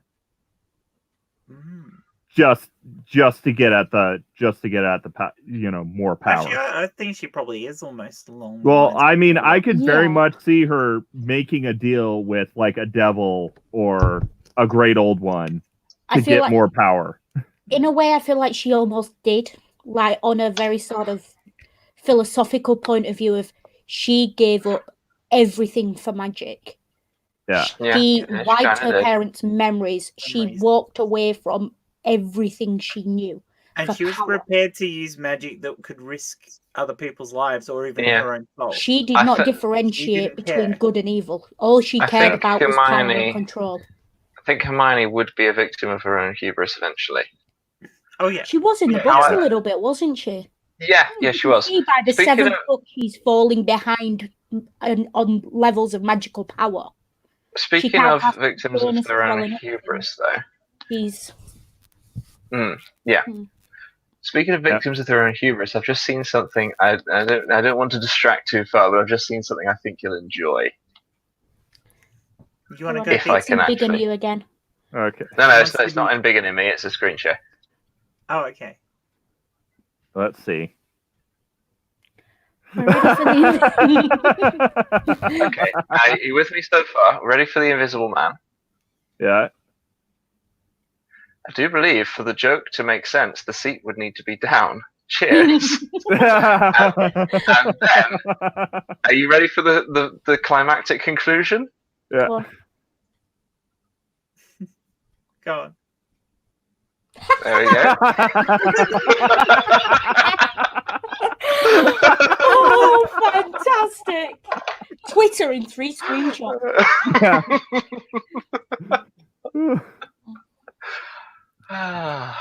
Okay, that's all I had. But anyways, I think she's selfish. I don't think she'd be evil in that she'd actively harm. She'd just shove people to get what she wants. This conversation makes me compare Hermione to Yennefer, I think with Hermione, but that can easily be evil. yeah, definitely.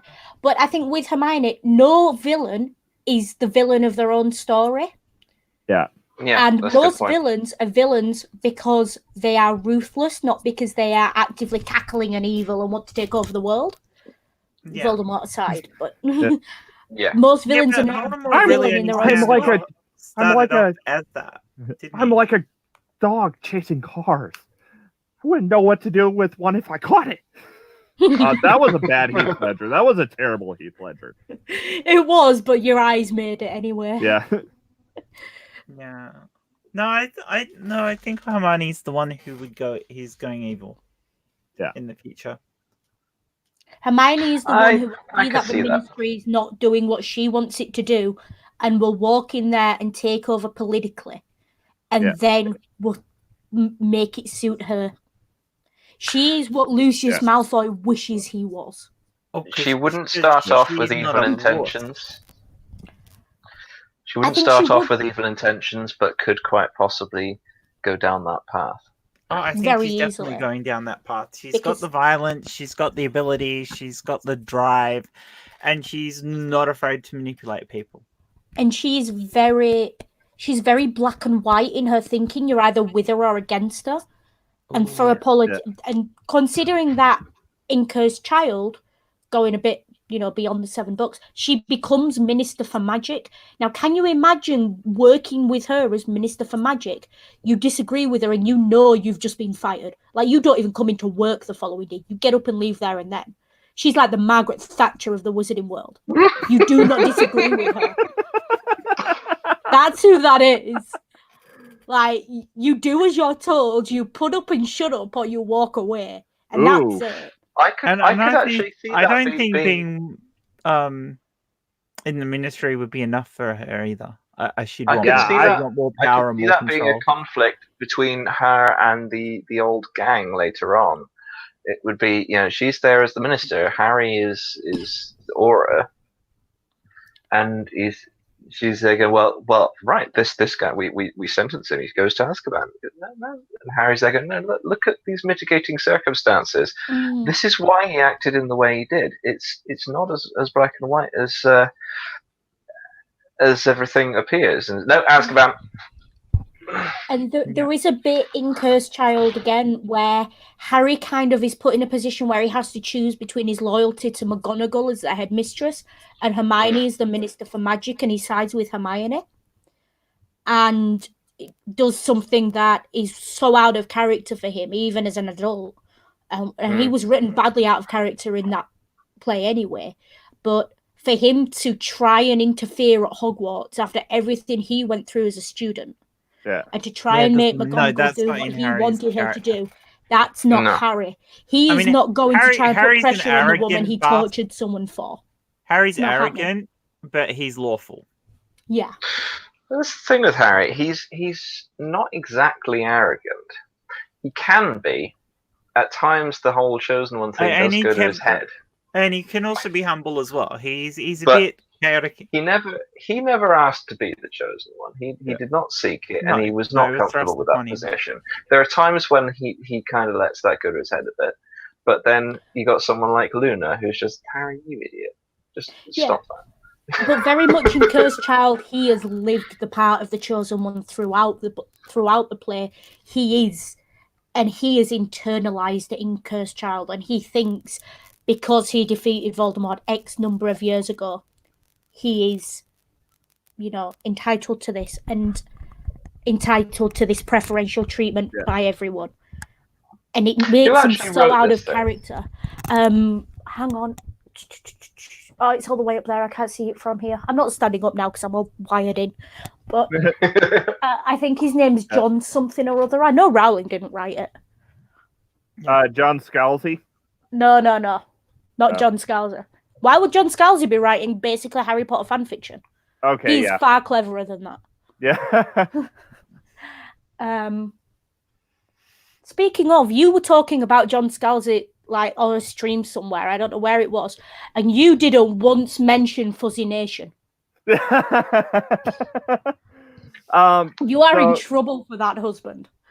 So one of these weeks we're gonna have to talk John Scalzi.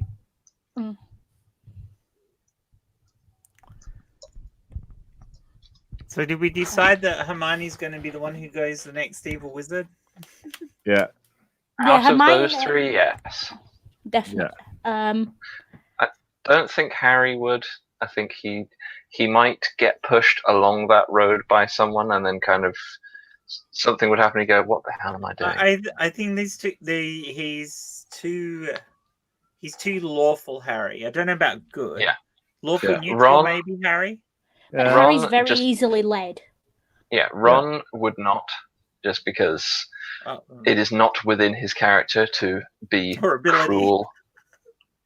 But Ron and Snape are the only two characters who ever called Hermione out. Ron can be in a moment of anger cruel, but he can't sustain that. No, No, wouldn't it he's make not an deliberately excellent cruel. story? Evil Hermione, and it's Malfoy's son, Malfoy's kids who have a daughter. They are Malfoy's daughter who has to stop her. That could be okay. Let me grab a pen and paper.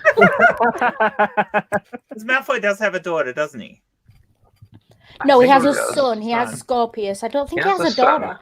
Oh, yeah, but you could do that after Yeah, school. you could do it as an AU. I mean, if we're going Evil Hermione, it's an AU anyway. Yeah. But I would be very interested in seeing Harry's kids and Malfoy's kids team up to bring down Hermione. Yeah. That would be an incredibly interesting plot. It would. Because there's all this family dynamics going on and other things at play. Can you actually bring down a Muggle-born without being accused of being anti-Muggle-born? You have this weird thing that comes out where one of Malfoy's kids is actually sorted into Gryffindor. I don't think so. I mean, I know Scorpius was a Slytherin in Cursed Child, but I know it's a big fandom thing that Malfoy's one of Malfoy. Another kid and get sorted, and maybe not even into Gryffindor. Maybe Ravenclaw instead. Hufflepuff. Yes. Can you imagine a Malfoy child in Hufflepuff? That poor child. Oh, Draco would be so disappointed. I don't think Draco would. I think Draco would adore his child regardless. I think the problem would be Lucius. Yeah, actually, I think you might be right. I think Draco would put on a show of being disappointed. It would depend on how the child spun it, I think. I think if Draco thought his child was there, he'd put on a show of being disappointed. But I think that would be how he would fall out with his father. Yeah, how he would fall out further with his father. It would be, I think he'd stand by. Look at this one. That would be the straw that brought the camel's back. Your story couldn't be Scorpius though, because he's already sorted. Yeah, it would start off with him playing along with his father's whole thing of such a disappointment that you're in Hufflepuff, and then it would be, look at this wonderful thing that my child did. Lucius going, why are you presenting me with something that the Hufflepuff did? And he's like, I'm proud of my child. I'm tired of pretending I'm not. Yeah, or I think it would very much be the moment where Lucius comes to a family dinner, spends the whole dinner insulting this child. Lucius goes to leave, and Draco says, and now you've said your piece, don't ever darken my doorstep again. That would be how that goes down. And you could you'd write it out that even though she's in Hufflepuff, she is the most accomplished. She's the most accomplished of the family that's ever been. Her she would be incredibly good. Yeah, and Draco is honestly completely just besotted with his daughter in that way of those loving father besotted. Because the really good character. I think her nature is good and everything. Yeah, I think the Sorting Hat doesn't sort based entirely on the attributes you have, but on the attributes you value. Yes, definitely. So the I can't think of words. Malfoy child being sorted into Slytherin. Hufflepuff. I'll start again. The Malfoy child being sorted into Hufflepuff would not be due to her innate ability, but due to her what she values. And so she would be the most accomplished magically of the Malfoy family, of the living Malfoys, but also would not be boastful or gloating about it. I would just be there. Yeah, I can do this stuff. Now, how can I use it to help my friends? She grew up in the shadow of her elder brother, but had so much potential and was not proud or anything, but just genuinely happy. Because and I do think how much her father had changed, and that. So because of that, she ended up in Hufflepuff. But her natural ability was just insane. I do think it would be the person. It would be the cherry on top of the icing, on top of the cake, that Draco Malfoy's child was a Hufflepuff, and he was proud of that child. It would complete his redemption arc in a way that nothing in the original series did. Because it would show that he had done that complete 180 to enable him to raise a Hufflepuff child. and he had learned from the mistakes of his father and changed it and broken the cycle. And that would be an incredibly uplifting story to tell. It would. I think it would, yeah. I agree. So I am going to write that down in my that way. Yes, I agree. This sounds like an awesome story. Yeah. I need remind me to get hold of my co-writer and get this. By the way, going. Yeah, I want to read. Oh yeah, I'm sorry, I forgot to drop the link into the Facebook. Okay. She's probably still by the way, just a quick little aside. Does anyone know what the representative animal of Hufflepuff is? It's a badger. Yep. Does anyone know what house I was sorted into by the doodly-doo? Probably Hufflepuff, I would assume, seeing as you're a badger. Yeah, Hufflepuff is the name. Oh, Jen, clarify for me. Jen, hello. Also, I have a large Hufflepuff mug sitting on the desk here, which I'm about to put tea in. What's Jen's Hogwarts house? Because Jen's the only one whose house we don't know, and I'm wondering if we've got a screen split of snakes and badgers right now. No, we have not. Oh, I'm boring. What do we have? Are you a Gryffindor? I am. Am I about to dislike you? Okay, while we're here, what houses do we have in this here stream? Do I have to say it? Please do. I would like to not make a fool of myself. Slytherin. Yeah, okay, I see that. You're a Slytherin ring? Nope. Badger. You're a badger. He's a badger. Hey, he's my badger. Oh, that's the thing. What is Jay? Does Raven know? That's the thing that you get. Is the Slytherin and the Hufflepuff, because none of the other houses want anything to do with Slytherin. Yes, but also Slytherins know not to underestimate the Hufflepuff, because we are cunning enough to see the depth of the Hufflepuff. And Jay's a Slytherin. Yeah, that makes sense. Got a friend of mine who ends up in Slytherin. I can see why he's a bit of a dick. We're all a bit of a dick when we want to be. That's my mate Dave. You'll occasionally hear me mention him in my stuff. It's a very long time ago that I actually did the sorting thing. Yeah. No, it's I think no, he's a Gryffindor. Oh, Jay and I are both Gryffindors. Okay. I'm definitely of the generation. I know my Hogwarts house, but not my blood type. Yeah. Yes. Same. I think I'm A positive. I think I'm AB negative, like the rarest one. They tested me once. Mine's red. They said there's only like 8% of people. Yeah. Are you sure it's red? Actually, sometimes it's blue if I look at it at my skin. I used to be in a martial arts club, and one of the questions for the form for the we're not responsible if we break you form was blood type. Everyone put red because nobody knew their blood type. They did that joke on Top Gear once as well when they went rally crossing. I'm one of the O's and I can never remember which one it is. You're either negative or positive, so... I know, but I can't remember. Well, you must be negative because you're not positive. What? That's a false dichotomy. Darth Dawkins is not on this stream, damn it. No, I mean, you can't positively know. Yeah. Yeah. Oh, that was stupid. That. Yeah. This is the only thing when you've got a snake and a badger. Like sometimes the badger doesn't get certain sarcastic jokes. It's cute that he tries, though. So what I'm going to do now? I on the other hand have a master's degree in sarcasm. I printed the certificate myself. Did you get it in Badger School?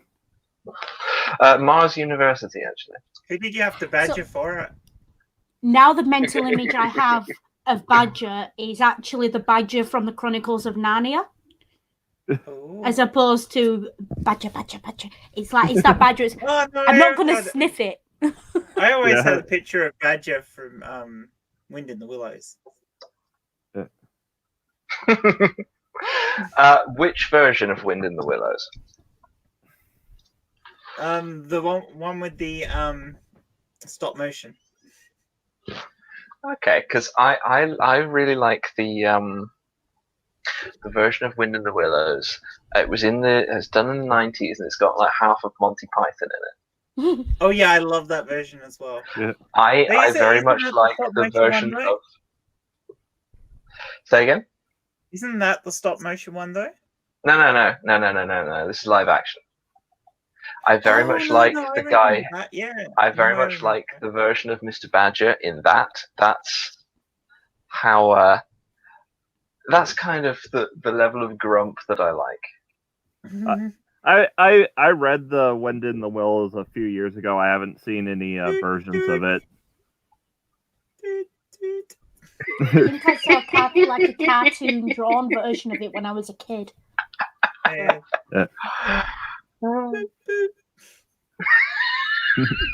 So with the steering wheel around his neck. Stay on the side of the road, still honking the horn with the castle. I remember that one. Yeah, that's my favorite Wind in the Willows. Yeah. Also, I very much like just they all go to see Mr. Badger, and they're ringing the bell, or knocking on the door for like half an hour before he weird stories travels like that. his way up the stairs. Yeah. Just kind of goes. Captain Beaky and his gang. Yeah. Who and what? Captain Beaky and his gang. Oh wow! Let me just check. The bravest animals in the land are Captain Beaky and his gang. Mm-mm. I don't think that ever left Australia, Jen.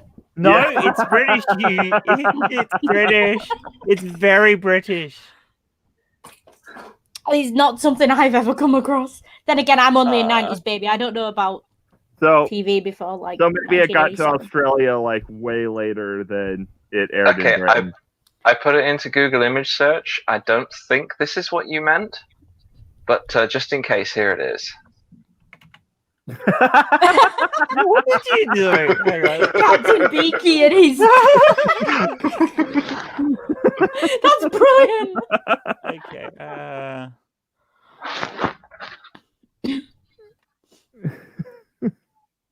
I find it and. Oh no! I have 3 beakies. I have my 3 wise owls. Yeah. Can you see from there, or should I bring them closer? Destroying the rest of my shelf. Yeah. So yeah, I love these. I found these in like a corner shop, so I'm trying to do it so you can actually see what it is, because this camera is garbage. But see no evil, hear no evil, and speak no evil, or squawk no evil. Yeah. Hoot no evil. Hoot no evil. All right. Who? But speaking of owls, that does kind of bring back to the kind of the whole, J.K. Rowling said, screw the spell list thing, because, practically everyone has a familiar, and Find Familiar is only a wizard spell. So unless we say everyone's also got Ritualist or Magic Initiate, I think I've broke myself. I don't think the pets in Harry Potter are familiars. Oh my God.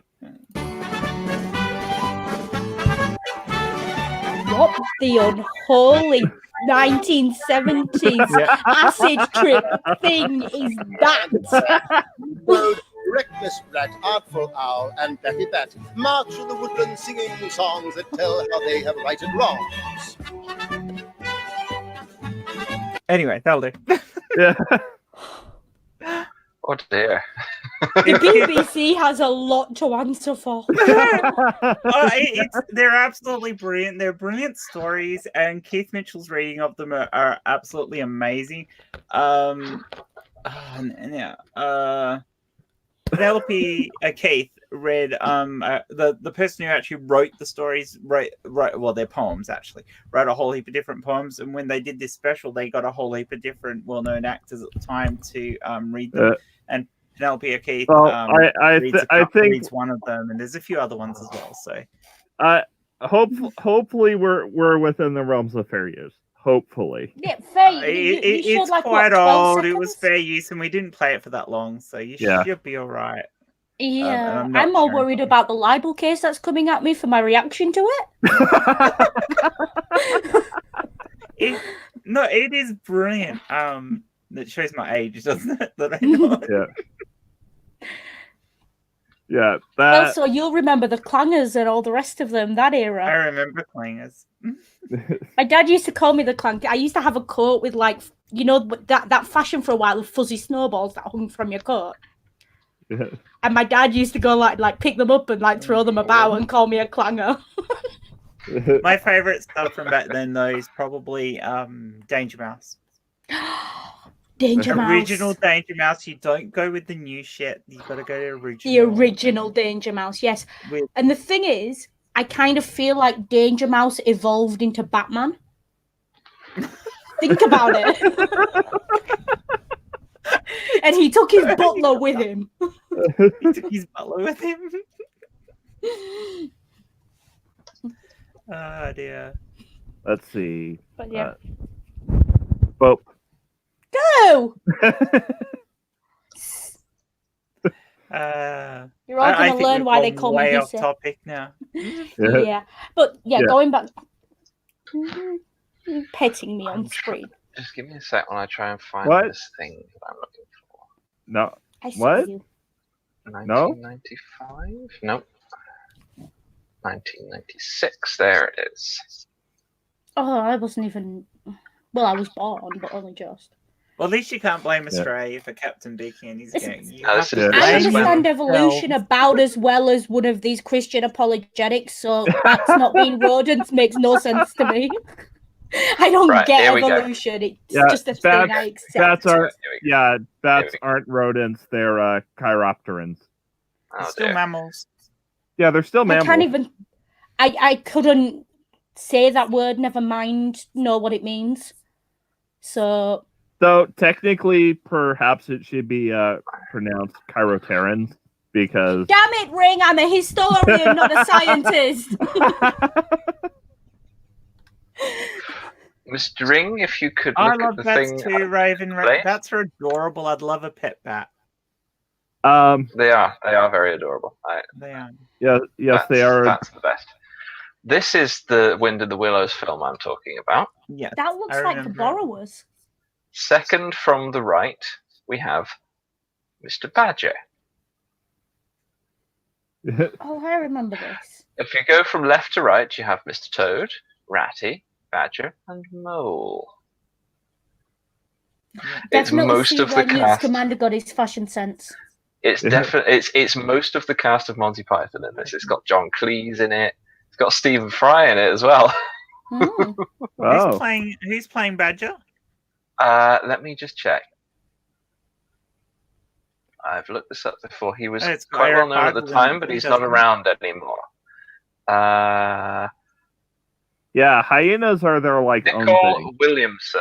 He was quite a well-known Scottish actor, but he died in 2011, so he's not so well-known anymore. Oh, Harry Potter question. Profile films before that point. You. Okay. We know Badger's answer, but everyone else, what would your animagus form be? Badger would turn into a human. How do you know my answer? Because we know badgers would turn into humans.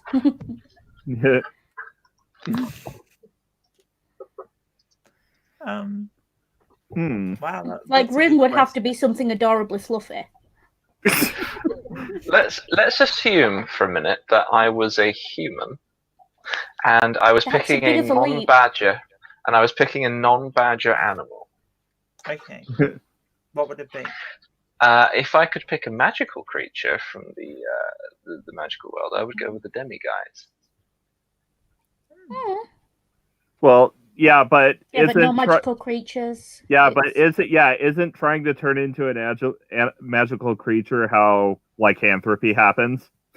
Pretty much. I'm not getting into that. So, if I had to pick a non-badger creature, I might go with a sloth. A sloth. So basically something small and fluffy that is allowed to sleep all day.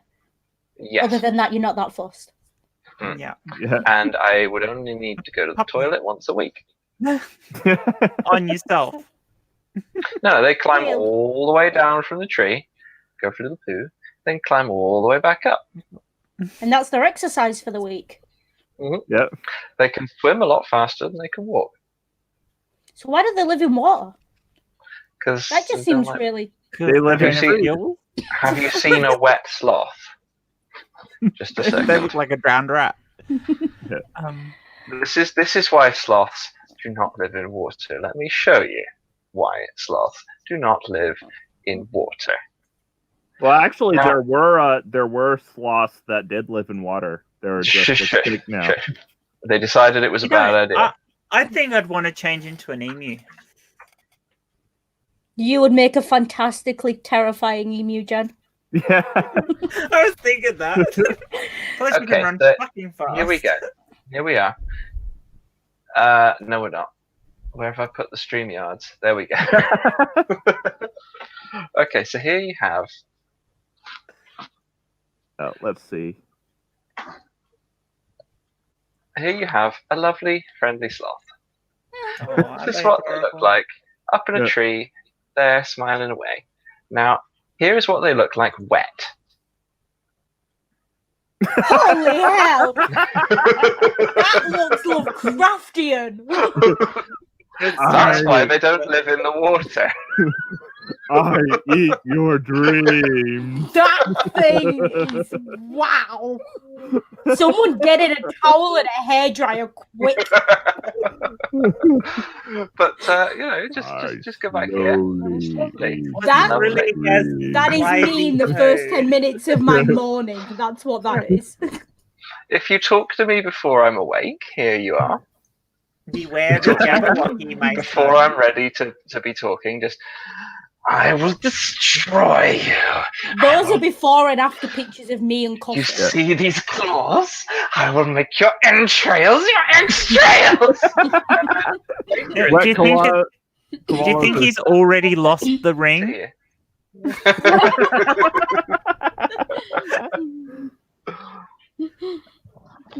They just look so adorable. He kind of does look like he's going, my precious. Do you know what it is with you people? You keep ruining animals for me. First the ducks, now the sloths.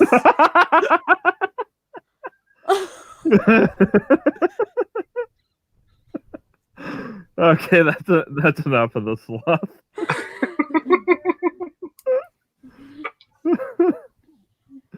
They're lovely. Just don't get them wet. They're kind of like gremlins. They're like gremlins in that regard. Just don't put them in the water because they will suddenly turn into some Lovecraftian crawled monstrosity that will destroy you. Yeah, they're gremlins. Yeah. So, and I think we already know what Hissy's animagus form. Snake. I don't know though. It's Snake. I mean, for my character, I'd probably be like that evil cat that lives at the back of the rescue center. Like, come on, I'd be that evil one-eyed cat that just claws anyone who comes anywhere near it, but then has this one person who it just snuggles with constantly. That's me. And that person doesn't want to be snuggled. But okay, so what do you ring? I think I maybe be a sugar glider. Oh, that's a good choice. Cute. Or a flying fox. Everything my husband does. Yeah. Either that or some monstrously fluffy, overlarge, overexcited dog. Like a German shepherd with really long fur. Like a German Chusky. What's the white ones with the really happy to see you. What, like a Pomeranian, but right, huge? Be right back. No, the big dogs that have the huge white fur with the grey spots. Well, not grey spots, but the Dulux dogs. Mm. I know what you mean. The Dulux dogs. They're like, yeah, but they've got the really floppy ears and. Also, like, someone remind me because I asked Chris on his. Oh Friday no, I know what I meant. Saint Bernard. Ah. Yeah. Nah. He's too cheerful looking for a Saint Bernard, and he can't take his alcohol. Yeah. I don't know. Yeah, he can't take his alcohol. Yeah, that's true. Yeah. But remind you. Like, come on, he's a. Remind me to ask Chris. Like, do you remember he was showing all those pictures of when he was younger, and his hair grows up? Now I need to know if that's natural or if he's personally responsible for the hole in the ozone layer. We're men with all affection and yeah, but yeah, I need a serious answer to that question. Yeah.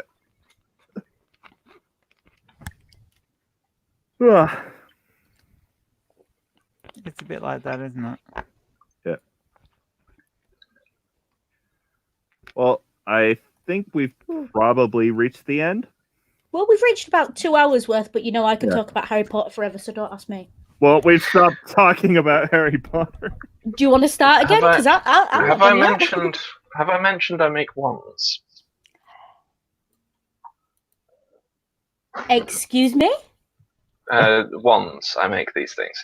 Like personalized great. And Bang goes my paycheck. Yeah, thank you very much, Badger. You just sunk us deeper into debt. Yeah.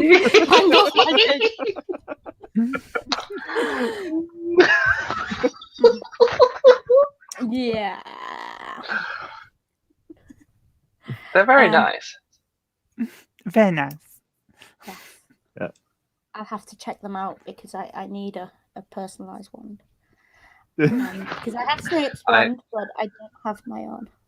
I pick the wood and stuff based on the person I'm making it for.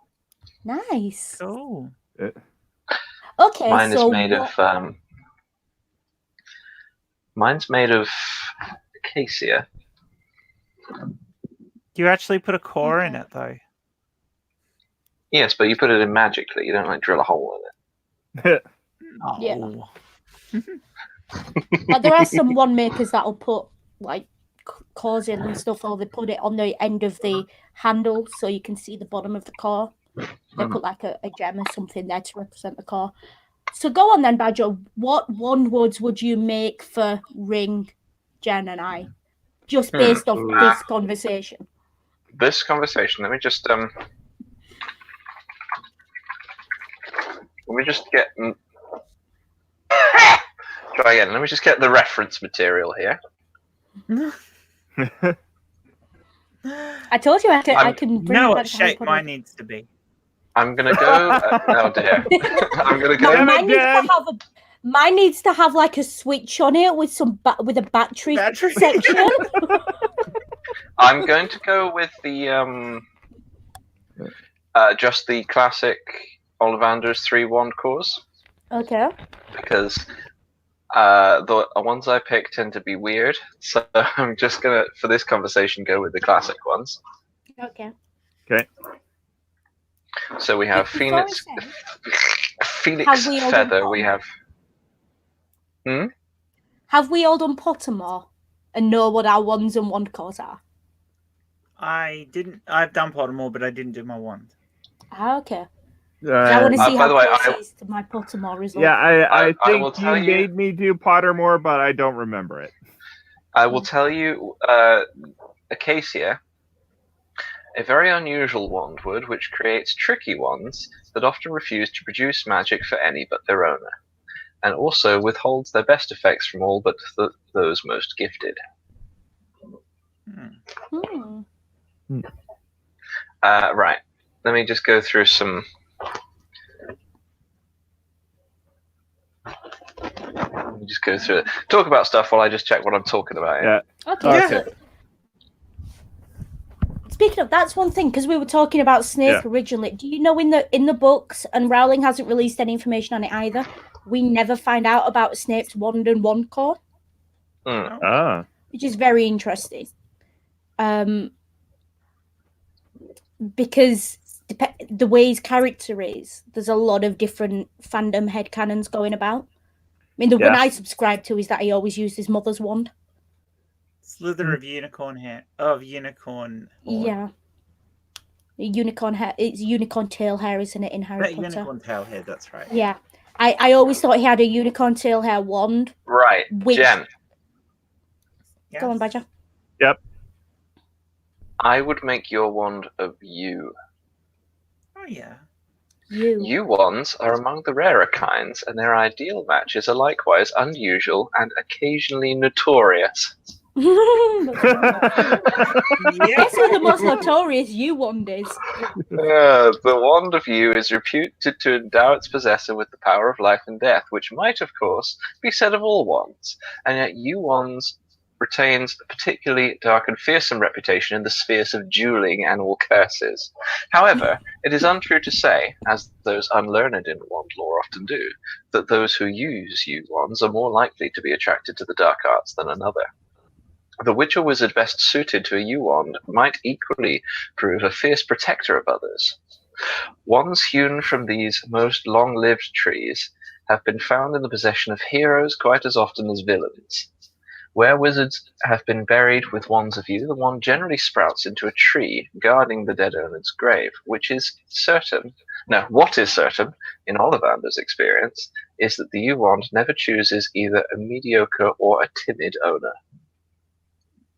Okay. Good shout. Yeah, especially on the whole curses thing. Damn it, Jen! Damn it, Jen! Oh, come on. I'm actually pretty good at throwing insults at people. Yeah. That's a good and shout. I am and SJ is so stuck with that Oh dear. bandwidth. That she is upping that That was bandwidth. brilliant. She's getting that every day from me until she blocks me. And then I'm gonna take over. Oh, I forgot. famous wands made of yew, Ginny Weasley and Lord Voldemort. Oh, okay. Yeah. Book Ginny Weasley. As Yeah. opposed Which core, to though? The good one. No, but what core? Oh, and Ginny. no, in what? Jen's. You're mine. Oh, in yours. Hang about. I've only just got Calm down. I'll have a galleon on Dragon Heartstring. I can't handle all this at once. What the heck, Dragon Heartstrings? So you unicorn tail hair, Dragon Heartstrings, and Phoenix Feather. Yeah, that's the ones Ollivander uses. Let me just get the materials together here. What else do they use? I mean, you could have a griffin feather as well, I guess. Yeah, Ollivander tends to stick to those three because he thinks they're the most stable.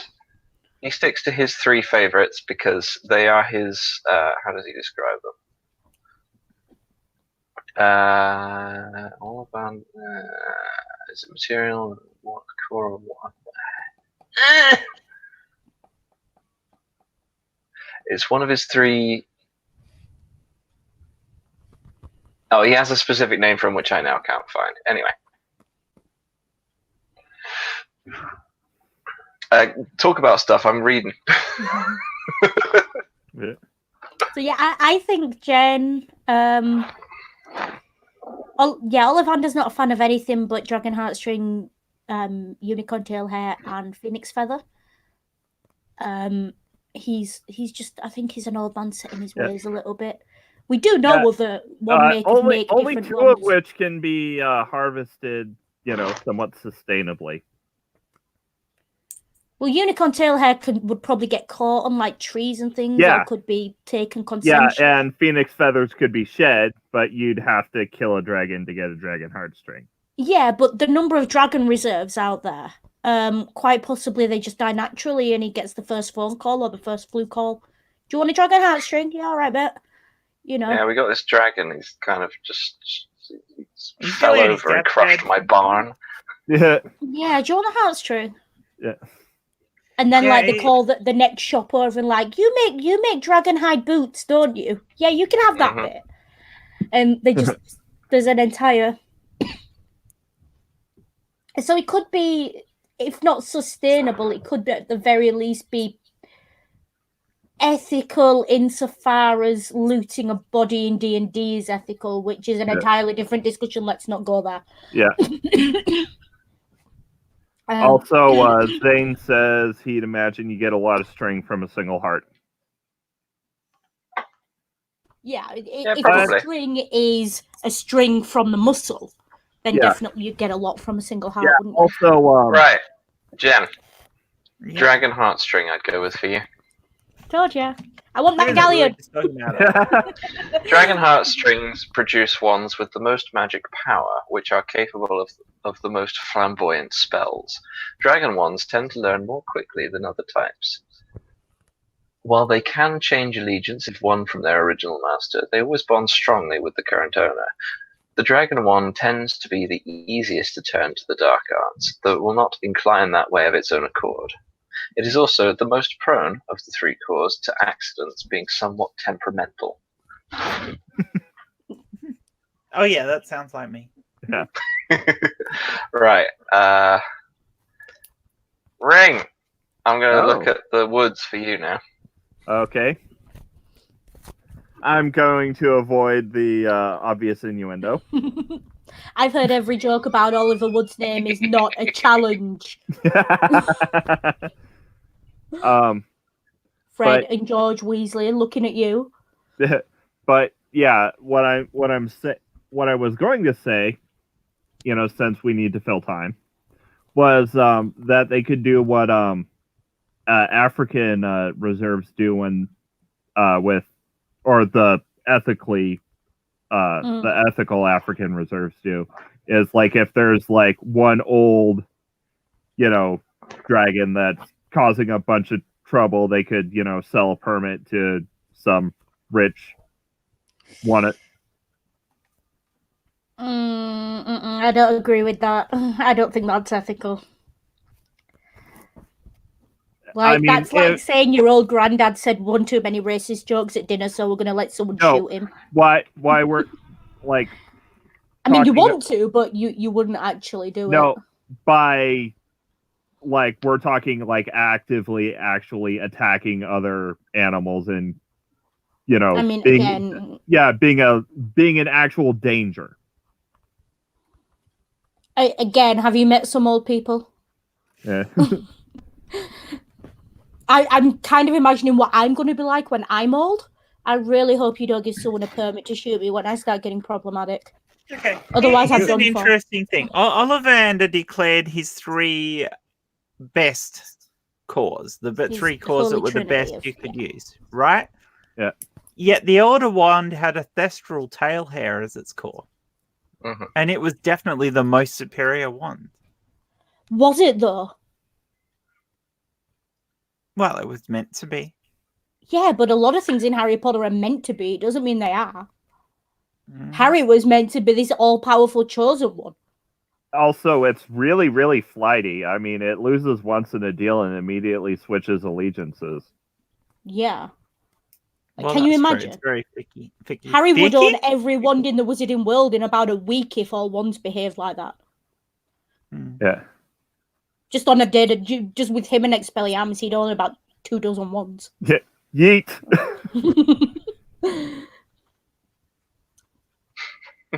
So that I like your wand, yeet. So that Harry only doing Expelliarmus reminds me of that meme. It's like, don't fear the man who's practiced 10,000 kicks. Fear the man who's practiced one kick 10,000 times.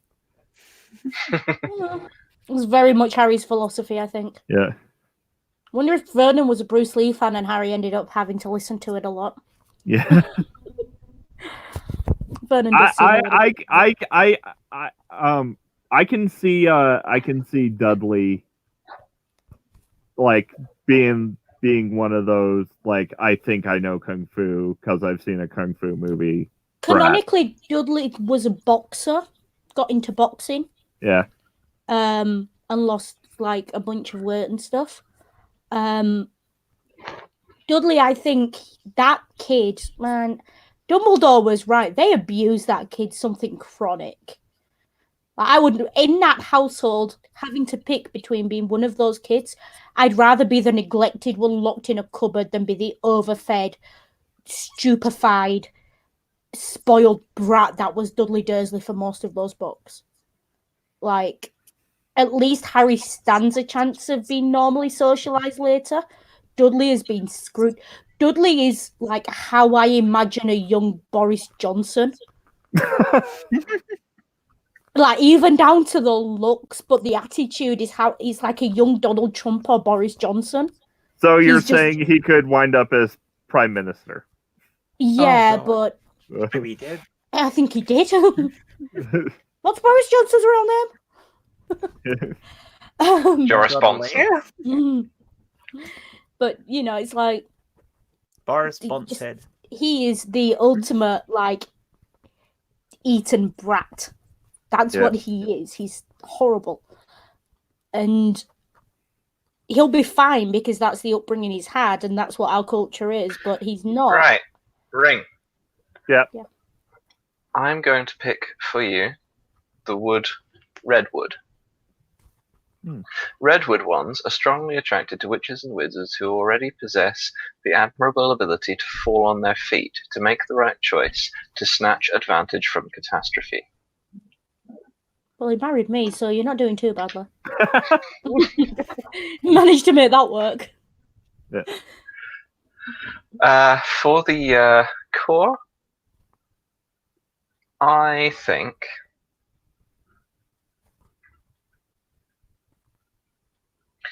I would go with unicorn hair. Unicorn hair could be used in wand making and wand cores. Wands with these cores produce the most consistent magic, were least subject to fluctuations and blockages, the most difficult to turn to the dark arts, and were the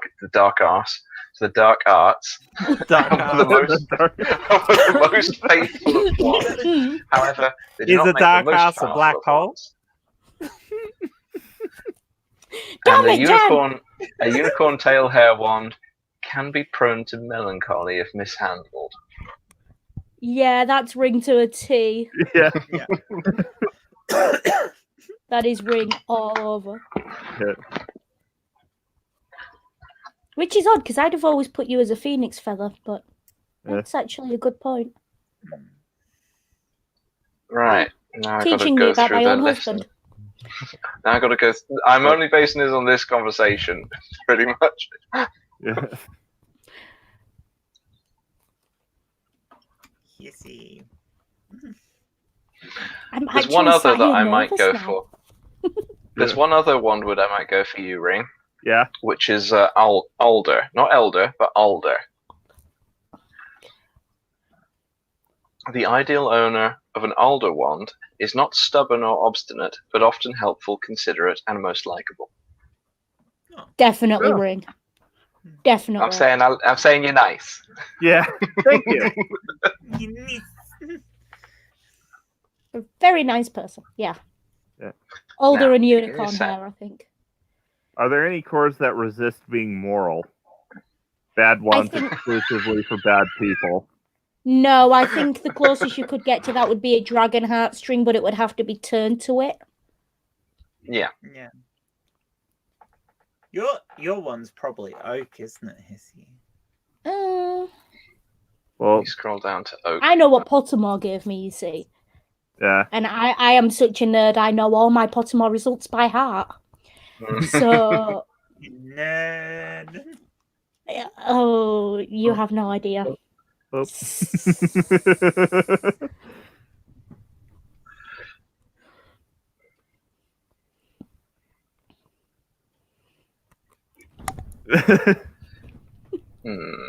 still going through the list again here. Okay. So, sorry, I have to sleep. Why are you half asleep? It's only 5 o'clock. Do you know what we should do? We should do a stream where we sit and discuss the wandwoods and wand cores of characters in other fandoms and series. That could be interesting. Like, would the Doctor need a new wand every time he regenerated? Well, no, because we could have it open. He gets a new wand every time he regenerates. Not that kind of one, Jen. Damn it! No. I'm talking about the sonic screwdriver. Although for a while he gave that up, so. Damn it, Jen. Now you're making me behave like you. Not that it's difficult.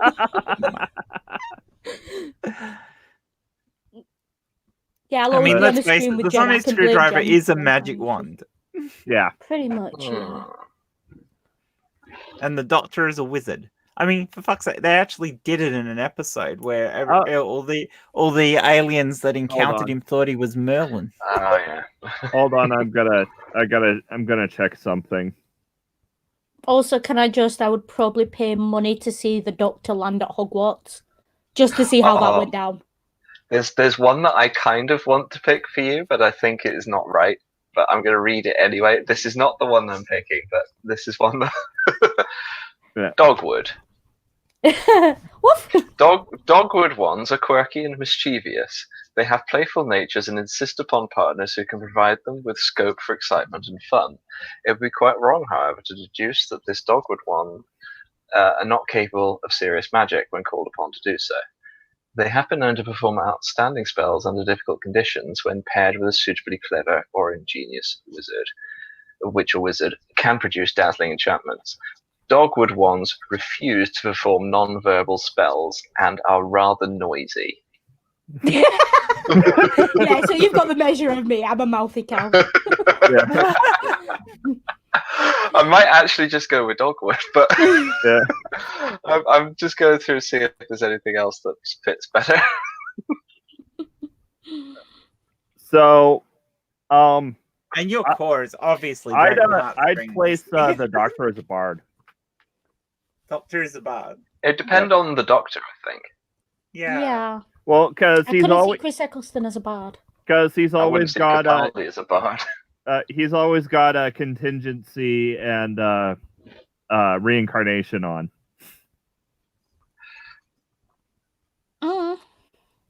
And reincarnation is a druid exclusive spell, so the only way to get a hold of it would be a bard or be a druid.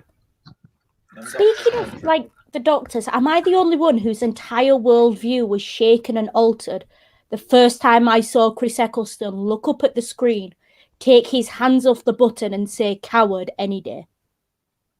That character in that moment was just when he actively chose not to commit genocide. That's a character that's so moral, and the depth of that character is insane. May I pick another wandwood for you, dear? If you like. I'm considering. Go on. Holy wands work most happily for those who may need help overcoming a tendency to anger and I don't know how to pronounce that word now. Impetuosity. Being impetuous. Yes. At the same time, holy wands often choose owners who are engaged in some dangerous and often spiritual quest. Yeah. And yes, I would go with dragon heartstrings. Yeah. Yeah. Don't make me angry, I breathe fire. What were you on Pottermore? On Pottermore, I was a pine wand, 12.5 strings, rigid, dragon heartstring. Yeah. Where's pine? Let's read the thing for pine. Pine wands always choose. Pine wands always choose an independent individual master who may be perceived as a loner, intriguing, and perhaps mysterious. Pine wands enjoy being used creatively, and unlike some others, will adapt unprotestingly to new methods and spells. Many wand makers insist that pine wands are able to detect and perform best for owners who are destined for long lives, including Garrick Ollivander, who had never personally known the master of a pine wand to die young. The pine wand is one of those most sensitive to non-verbal magic. So, see, I'm a great believer in the most Slytherin thing you can do is make people think you're a bit of a Hufflepuff and a bit bright and cheery and all the rest of it. So I'll let you wonder how much of this is all a mask. What's So really you're going on in here? you're one, Badger. Well, the wood is acacia. Mm-hmm. Yep. A very unusual wandwood, which creates tricky ones that often refuse to produce magic for any but their owner, and also withholds their best effects from all but the most gifted. So, from that, I would take that my magic can at times be inconsistent, because if my mood is not right, I am not the most gifted at all. Yeah. But if I'm in the right mood, I can do some quite interesting stuff. Where's the wand? Also, Raven says she's pine. Nice. For the wand cause, I went with a non-Ollivander one because I'm making it myself, so I'll do what I like. Yeah. Just a second while I find the thing to read out. Okay. Oh, where's the cause gone? There we are, cause.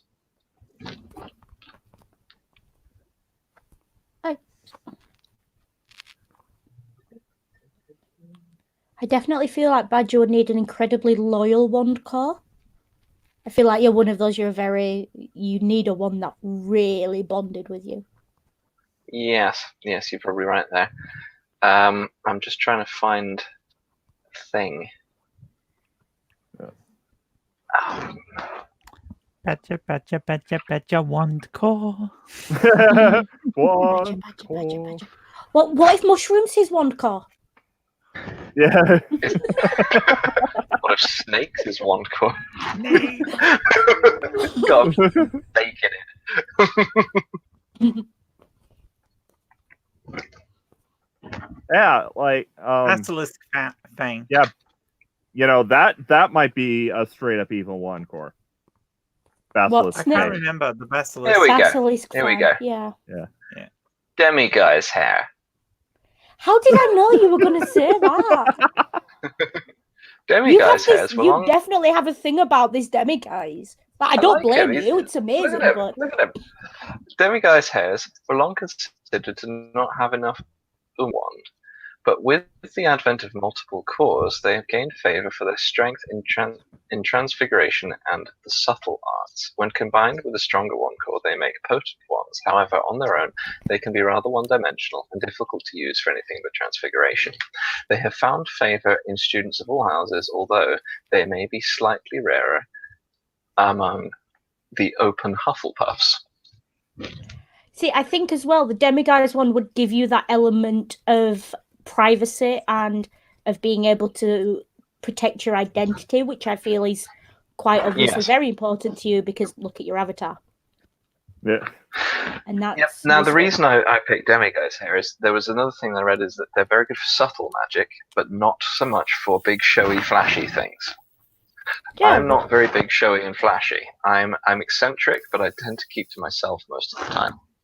Yes, but everyone knows that big, showy, and flashy is just shorthand for incompetent with magic. Like, if you make something go bang, you've done it wrong. Unless you meant to go bang. Right. If I had to pick one of the... Oh, no, I've done it wrong. If I had to pick one of the standard ones, one of Ollivander's preferred standard cores, I would likely pick... Yes.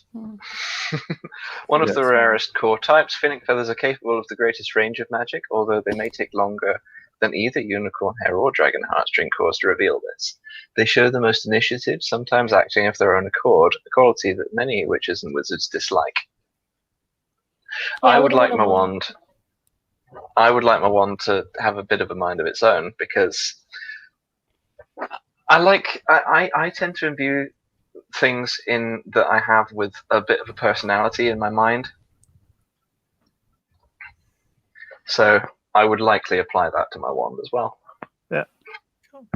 No, that would be like if my laptop suddenly started thinking for itself, I'd be irritated. And I would want it to behave itself and I would shout at it. So no, I wouldn't. Well, I'm going to probably go. Okay. Yeah, it's probably a good idea to call the stream with this. So do your shilling. Do shilling. Yeah. Okay. Yeah, everyone knows who I am. I do stuff and shit on the internet. Go check out my. I'm Jen from Jen's Little Corner. There we are. Go and check out the Critical Bitches stream that happened earlier today for me or yesterday for you lot. Yeah. And Hissy and I are doing the dyslexia stream tomorrow. With Donna. You're doing what? With Donna, You're doing what? We're doing a stream about dyslexia. I need to be here. I need to see this. What? I need to see this. Why? Yeah. I'm dyslexic. You're dyslexic, are you, Badger? Yeah. Wow, I wish I put out a tweet asking about people who were dyslexic because we were going to do this stream. I need to see this, but I may not be around at the time it's on, so I'll try to figure it out. I need to know if you're going to be on because the background is a proper cutout thing and it's not going to be done like this. So yeah. Well, I just want to watch it. I want to watch it. Yeah, it's going to be fun. Yeah, and yeah. Depending on the time, I'll either be in the chat or I'll catch it after I wake up. Did we say tomorrow morning? Your time. My time. I think we said like 10 a.m. my time or something. Something like that. It's in the chat. Okay, it'll my morning and let me just find the tweet. You'll be sparkling. Well, no, like 10 a.m. your time, I'll be at work. So I'll probably catch it after I get off work. Yeah, it should be a good stream. Yeah. Oh, I forgot how this thing works. So what are you doing, Badger? Oh no, it's me. Hello, I am Bad Temper Badger. I sometimes talk about stuff on the internet and things. Yeah. Right.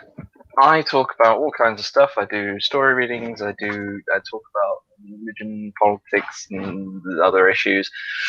I also do nature footage stuff, story readings, which I just said just now because I've done this whole speech backwards. And yeah, I talk about nerd shit as well. Like I have like a major Star Wars thing going on at the moment. Because you're such a fucking nerd. Yeah. Oh, we still got to do a Star Wars stream. We do. Yeah, remember, May is Star Wars month. May is Star Wars month. That's right. I have a channel coming out on my video. That's backwards. A video coming out on my channel later on today. I'm tired one. I don't know who you said anything wrong. Yeah, but you passed it to me when I was looking some of that. Right.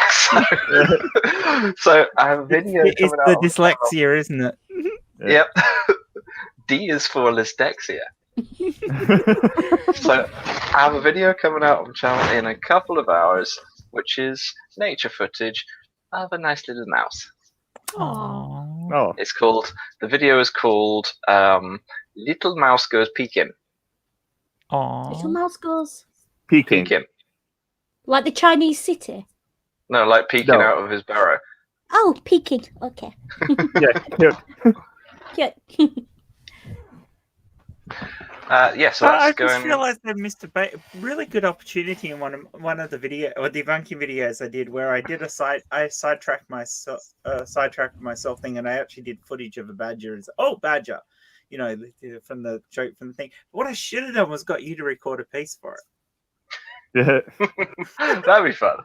That would have been hilarious. It's too late now because it's very done. But if I ever get another video that needs it, I will remember that. Yeah. Give me a poke and I'll say badgery things. I'll get you to. What I need is a video where I get sidetracked and I say it, and then I let you take over a bit of it, and we can do it as a. Let's do it. Yeah. Did their conversation just get really euphemistic, or is it me? There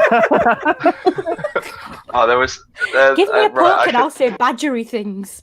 I should actually finish my shilling, shouldn't I? So yes, you can find me on YouTube, Twitter, Gab, Minds, BitChute, and Pornhub. Pornhub.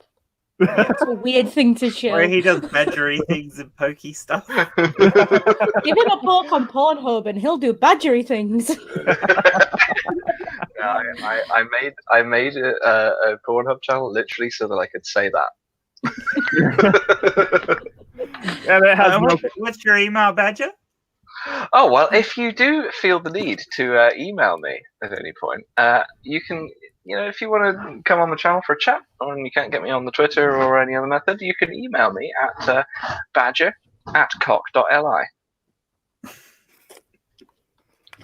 I'm still not convinced that's a real email address, but I daren't send a message to it just in case it is. It is. I arranged a debate with S.J. Thomason using this email address. She did not mention it once.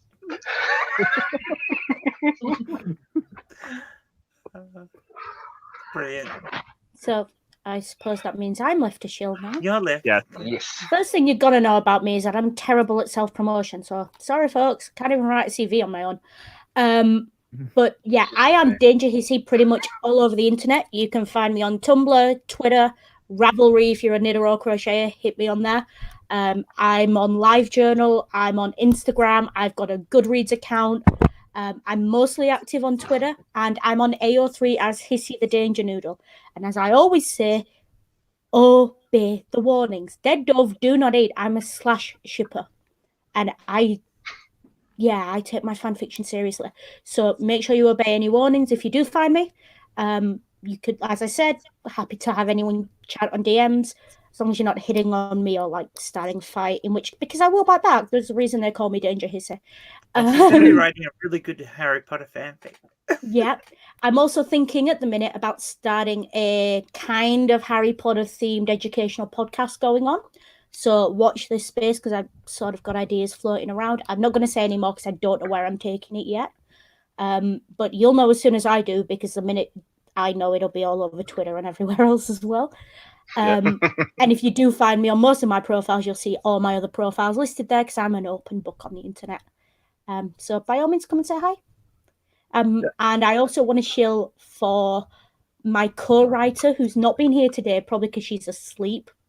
But if you go to my AO3, find Turn, and look for my co-writer, Hecate's Kiss, she is fantastic, and she's in the Star Trek fandom, she's in the Marvel fandom, she's in the Bond fandom, and she writes some amazing stuff. Definitely check her out.